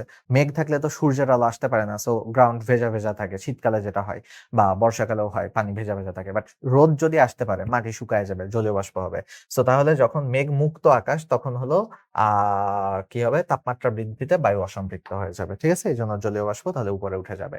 আচ্ছা, বায়ুর প্রতি একক আয়তনে উপস্থিত জলীয় বাষ্পের ভরকে কি বলা হয়? একক আয়তন যেহেতু বলছে, তাহলে হবে কি জলীয় বাষ্পের ভর, আচ্ছা তুলনা বলে নাই, তাহলে পরমার্দ্রতা হবে, পরমার্দ্রতা। যদি বলতো যে ধারণ ক্ষমতার তুলনায় কতটুকু থাকে, ধারণ ক্ষমতার সাথে তুলনা করলে আপেক্ষিক মানেই কি তুলনা, তো আপেক্ষিক হতো, আর্দ্রতা হবে না, এখানে পরমার্দ্রতা হবে। ওকে, তারপরে যদি আসি, যে তাপমাত্রায় কোনো নির্দিষ্ট আয়তনের বায়ু জলীয় বাষ্প দ্বারা সম্পৃক্ত হয় তাকে কি বলে? যে তাপমাত্রায় বায়ু সম্পৃক্ত হয়ে যাচ্ছে, অর্থাৎ শিশির পড়তেছে, সেটাকে আমরা বলি শিশিরাঙ্ক। ঠিক আছে? সেটাকে আমরা বলি শিশিরাঙ্ক। বাকিগুলো তো একটাও তাপমাত্রা না। শিশিরাঙ্কে, বায়ুর তাপমাত্রা শিশিরাঙ্কে রূপান্তরিত হলে শিশিরাঙ্কে চলে আসছে, অর্থাৎ এখন থেকে শিশির পড়া শুরু করবে। বাষ্পায়ন কি আর হবে? বাষ্পায়ন হওয়া মানে তো বাতাস জলীয় বাষ্প হয়ে যাওয়া। শিশিরাঙ্কে চলে আসছে মানে এখন আর বাষ্পায়ন হবে না, শিশির পড়া শুরু করবে। সো তাহলে হবে না, হবে না, বাষ্পায়ন হবে না, বাষ্পায়ন বন্ধ হয়ে যাবে। ওকে, সো শিশির হচ্ছে কি? শিশির হচ্ছে পানির ফোঁটা। শিশিরাঙ্ক হচ্ছে তাপমাত্রা, বাট শিশির হচ্ছে পানির ফোঁটা। আবার বইলো না শিশির হলো তাপমাত্রা। শিশির হলো তোমাদের কেমিস্ট্রি পড়ায়, তাই না? শিশির হলো তোমাদের ভাই। সো এখানে আপাতত অপশনে যেহেতু ভাই নাই, অপশনে আপাতত তুমি দিও। আচ্ছা, বায়ুর আপেক্ষিক আর্দ্রতা কম হলে বাষ্পায়ন হবে। আপেক্ষিক আর্দ্রতা যদি কম হয় তার মানে কি? যতটুকু ধারণ ক্ষমতা তার থেকে কম আছে। ১ লিটার বোতল, তার ভিতরে ১০০ ml পানি আছে। তার মানে এখন কি? আরো দ্রুত সে পানি নিবে। সো দ্রুত গতিতে তোমার বাষ্পায়ন হবে। আর যদি আপেক্ষিক আর্দ্রতা বেশি হতো তাহলে নিতে চাইতো না, ধীর গতিতে হতো। আকাশ মেঘলা থাকলে শিশির পড়ে না। শিশির পড়ে না কেন? তোমাদের শিশির ভাইকে জিজ্ঞেস করো। সো আপাতত যদি এখানকার কারণ বলি, তাহলে ওই যে একটু আগে বললাম মেঘ হলো তাপ রোধী পদার্থ। সো ধরো পৃথিবী, উপরে আছে মেঘ। তো এখন এইখানে কোনো কারণে শিশির পড়ছে বা যেভাবে হোক শিশির এখানে আছে পড়ে। সো সূর্যের আলো আসলে তাপমাত্রার কারণে তোমার হলো শিশির উঠে যেত, মানে বাষ্পীভূত হয়ে যেত, তাই না? সূর্যের আলোতে তাপমাত্রা নিয়ে বাষ্পীভূত হতো। কিন্তু মেঘ থাকলে সূর্যের আলো ঠিকঠাক মতো আসতে পারতেছে না, রিফ্লেক্ট করে চলে যাচ্ছে। সো শিশির শিশিরের মতন থাকে। সো মনে রাখবা যে মেঘ হলো একটা তাপরোধী পদার্থ, এই জন্য হলো তোমার ইয়ে হতে পারে না, শিশিরগুলো বাষ্প হয়ে যায় না। একদিন শিশিরাঙ্ক এত, আপেক্ষিক আর্দ্রতা এত, ওই দিন সম্পৃক্ত বাষ্পচাপ কত, অসম্পৃক্ত বাষ্পচাপ দিয়ে রাখছে। আচ্ছা, এইটার হলো আমাদের সূত্র জানতে হবে, যে আপেক্ষিক আর্দ্রতার সূত্র যদি আমাদের দেখতে হয় যে এফ বাই বড় হাতের এফ ইন্টু 100%, ঠিক আছে? ইন্টু 100%। সো উপরের ছোট হাতের এফ হলো অসম্পৃক্ত জলীয় বাষ্প, নিচের এফ হলো সম্পৃক্ত জলীয় বাষ্পচাপ। এখন সবগুলোর মান বসাই। আপেক্ষিক আর্দ্রতা বলা হয়েছে, আর বলা হয়েছে 75%, ঠিক আছে, ভালো কথা। আর এফ হলো কত? এফ হলো সম্পৃক্ত বাষ্পচাপ এফ বলা আছে, এফ হলো 17.7, অসম্পৃক্তটা 17.7 ইন্টু 10⁻³ বলা আছে, ওকে, মিলিমিটার এইচজি বা এমএল। আচ্ছা, এবার যদি আসি সম্পৃক্ত এফ বের করতে হবে, 100% আছে। সো তাহলে দেখো খুবই সহজ জিনিসপাতি। 100 দিয়ে উপরে গুণ করে দাও, 100 দিয়ে উপরে গুণ করে দাও, আর এদিকে 75%, পার্সেন্ট পার্সেন্ট কেটে দাও, ঠিক আছে? এই পার্সেন্ট আর এই পার্সেন্ট কেটে দাও, ঠিক আছে? পার্সেন্ট পার্সেন্ট কেটে দাও। এফ কে এদিকে নিয়ে আসো, 75 কে এদিকে নিয়ে আসো। সো এফ আমি এদিকে নিয়ে আসলাম, উপরে নিচে 75 নিয়ে আসলাম, উপরে আছে 17.7, আর 10⁻³ সাথে 100 গুণ করলে হয়ে যায় কি 10⁻1। তো তার মানে উপরে আছে 10⁻1। সো এইটা যদি আমি এখন গুণ টুন করি তাহলে কি হবে চলো দেখি। তাহলে 17.7 মানে কি? আসলে 17 দশমিক আমি উঠাই দিতে চাচ্ছি। দশমিক আমি উঠাই দিতে চাইলে তার মানে আলটিমেটলি আমি বলতে পারি যে 177/75 ইন্টু 10⁻²। সো এখন আমার এইটুকু ভাগ করা লাগবে। 177/75 মানে 177 কে 75 দিয়ে ভাগ করতে হবে। সো চলো ভাগ করি। 75 দুগুণী 150, 150 যদি হয় তাহলে 27, দশমিক আনলাম, একটা 0 দিলাম, 3 বার যাবে, 3 7 3 5 15, 5 7 1, 3 7 21, 22। সো তাহলে এখানে কত হয়? 5, আর এখানে হলো 4। সো তাহলে গেল 45। So 2.3। So 2.3 into 10⁻², 2.3 into 10⁻² ml। So এখন আমার অপশনে একটাও মিলতেছে না। চলো দেখি তো, অপশনে একটাও মিলতেছে না। ক আর খ তো হবেই না, এই দুটা বাদ দিলাম।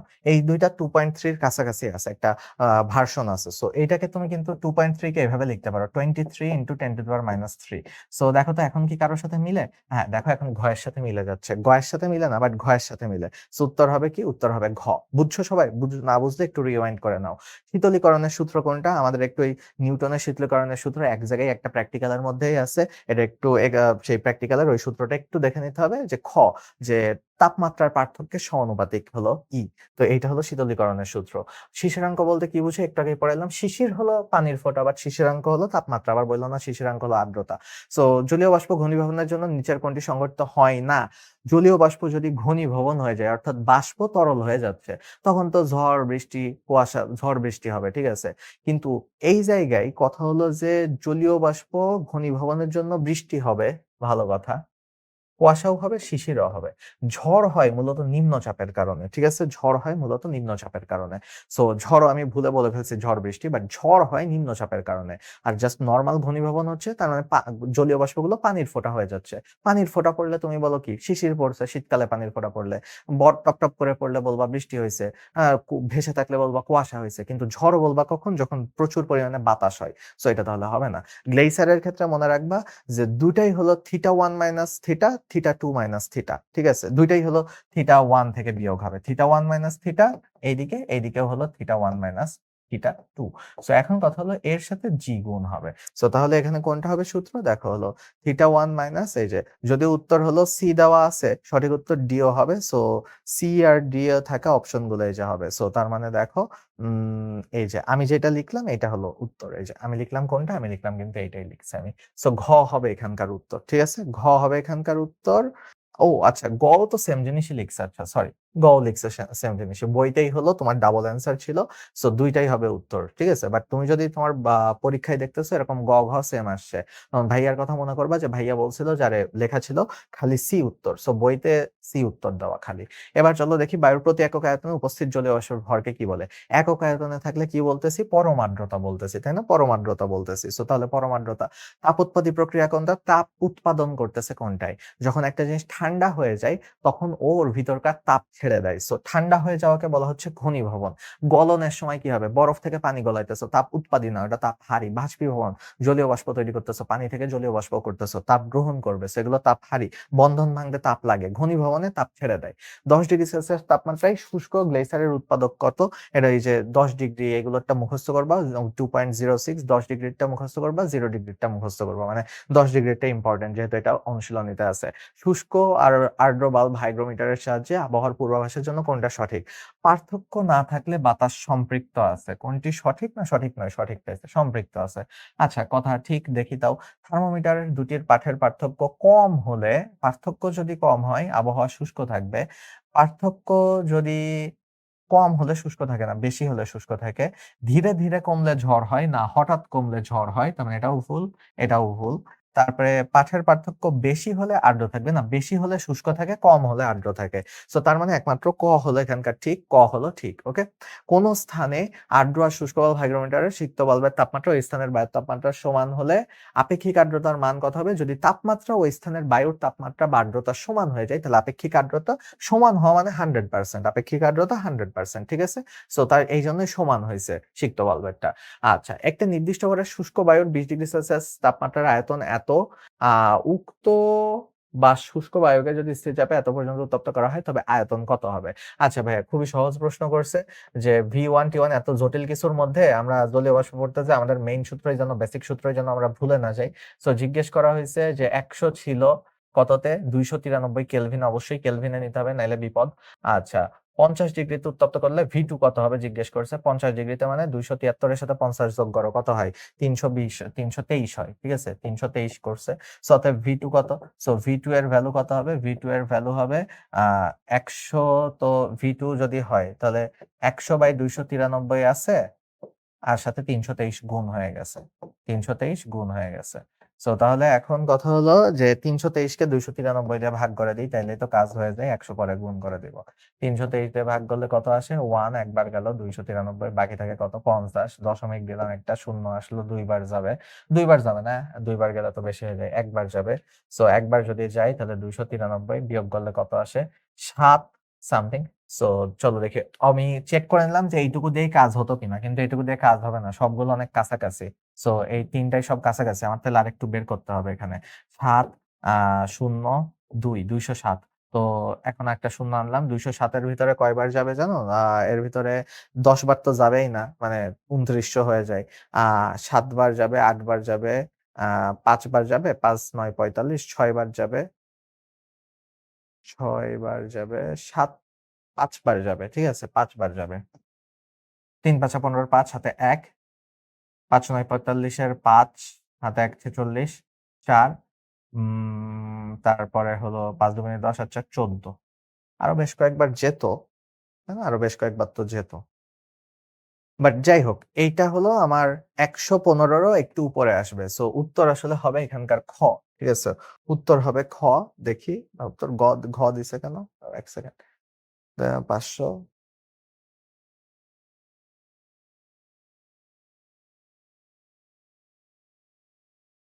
হুম, হুম, হুম, হুম, হুম। ও আচ্ছা, sorry, sorry, sorry, sorry, sorry, sorry, sorry, sorry, sorry, sorry, sorry, sorry, sorry, sorry, sorry. কি যে ভুলটা করছি, ভুলটা করছি। সরি। এটা তো একবার গেলে হয় ২৯৩, ২৯৩ ৩০ হয়। এই জায়গায় দশমিক দিলাম, শূন্য দিলাম, একবার যাবে। হ্যাঁ, একবার গেলে ২৯৩ ভাই এরপরে এত ছোট একটা জিনিস আছে, এরে গুতাগুতি করে আর লাভ নাই। ঠিক আছে? দেখো অলরেডি হলো আরেকটা 0 বসালাম, এরপরে যাবে, এরপরে সামথিং হবে। সো তার মানে আমার দশমিকের পরে ২ ঘর পর্যন্ত কি হবে? দশমিকের পর ২ ঘর পর্যন্ত আমরা বের করে ফেলছি, 10 হবে। সো যেহেতু অলরেডি ১০০ আছে, ১০০ গুণ 1.10, ১০০ গুণ 1.10 মানে কি ১১০। আল্লাহ! কি যে ভুলটা করছি। এগুলো এইসব ভুলগুলো তোমাদের ঠেকাইতে হবে। ভাইয়া ভুল করতেছে, ভাইয়ার নাম্বার কাটা যাচ্ছে না, টেনশন নাই। ঠিক আছে? ভাইয়া মেইন জায়গায় যায়া ঠিক করে আসছি। সো তোমরা একটু ভুলগুলো ঠিক করো। আমাদের দেশে সুপ্ত আর শুষ্ক শুল্ক দিয়ে দিছে। ঠিক আছে? শুষ্ক বাল্ব হাইড্রোমিটারে থার্মোমিটার দ্বয়ের পাঠের পার্থক্য কখন বেশি হবে? পাঠের পার্থক্য বেশি থাকা মানে শুষ্ক আবহাওয়া। শুষ্ক আবহাওয়া কখন হয়? শুষ্ক আবহাওয়া ইউজুয়ালি গ্রীষ্মকালে হয়। শীতকালেরটা শুষ্ক আবহাওয়া আমরা শীতকালেরটাই শুষ্ক আবহাওয়া বলবো, সরি। হুম।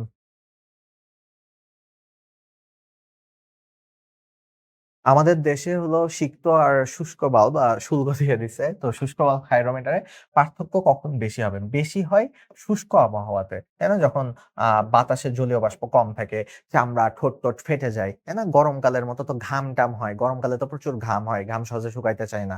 তো এগুলো কি আমাদের আর্দ্র আবহাওয়া থাকে কিন্তু গ্রীষ্মকালে। শীতকালে শুষ্ক আবহাওয়া থাকে দেখি ঠোঁট ফেটে যায় বা হলো হাত-টাত পায়ের তালু এগুলো ফেটে যায়। ওকে? তো গেল। শুষ্ক আর সিক্ত বাল্ব আর্দ্রতা মাপক যন্ত্র হঠাৎ কমে গেলে আ তোমার কোনটি বোঝায়? তাপ আর্দ্রতা মাপক যন্ত্র হঠাৎ কমে গেলে, হঠাৎ শব্দ দেখলেই বুঝবা ঝড় হতে পারে। ঠিক আছে? হঠাৎ কমে গেছে মানে ঝড় হতে পারে। এরপর দেখি শুষ্ক আর সিক্ত বাল্বের মধ্যে তাপমাত্রার অধিক পার্থক্য নির্দেশ করে। পার্থক্য যদি বেশি হয়, শুষ্ক বললাম যে শুষ্ক থাকবে। আর শুষ্ক যদি তাপমাত্রা থাকে, পরিবেশ যদি শুষ্ক থাকে, তার মানে কি শিশিরাঙ্ক অনেক বেশি। মানে খুব সহজে শিশির জমবে না। তার মানে শিশিরাঙ্ক অনেক বেশি। বা শিশিরাঙ্ক বেশি কি কম এটা আচ্ছা, আমরা তো এটা বলতে পারি। বাট বাকি অপশন গুলো একটু দেখি। এটা দিয়ে আরেকটা জিনিসও বোঝায়, শুষ্ক আবহাওয়া মানে নিম্ন আপেক্ষিক আর্দ্রতা। শুষ্ক আবহাওয়া মানে নিম্ন আপেক্ষিক আর্দ্রতা। সো শিশিরাঙ্ক বেশি ওইটা বলার থেকে শুষ্ক আবহাওয়া মানে নিম্ন আপেক্ষিক তাপমাত্রা, এইটা উত্তর দেওয়াটা হলো বেস্ট। ঠিক আছে? সো তাহলে আ যাই হোক, তোমাদের হলো আশা করি এই ক্লাস থেকে কিছু একটা শিখছো। ম্যাথ-ট্যাথ গুণ-টুন গুলো দেখাইলাম। কোন প্রবলেম থাকলে অবশ্যই জানাবা। ভাইয়াকে রিচ আউট করো, কোন সমস্যা নেই। ভাইয়া কনফিউশন গুলো ক্লিয়ার করে দিবে। আর বোর্ডের প্রশ্নে, সরি, বইয়ের কিছু অনুশীলনের প্রশ্নে ভুল থাকে, সেগুলো নিয়ে আসলে সব ভাইয়াই দোটানায় থাকে। আর যদি তোমার ভুল মনে পড়ে পরীক্ষার হলে, তাহলে তুমি ভুলটা দাগাতে পারো যে সিমিংলি যেটা ভুল একেবারে হুবহু বইয়ের থেকে উঠায় দিছে, সেটা বইয়ের উত্তরই নিছে। যেই প্রশ্ন বইয়েরটা উঠায় দিছে, সেই প্রশ্ন বইয়ের থেকেই নিছে, উত্তর বইয়ের থেকেই নিছে। আর যদি দেখো যে নরমাল একটা প্রশ্ন বইয়ের থেকে উঠাইছে কি উঠাইছে না তুমি বুঝতে পারতেছ না, তাহলে সেটা নরমাল ঠিক উত্তরটাই করবা। ঠিক আছে? আর পরিশ্রম করতে থাকো। তাই না? টমাস আলভা এডিসন কি বলছে দেখো। ঠিক আছে? আল্লাহ হাফেজ।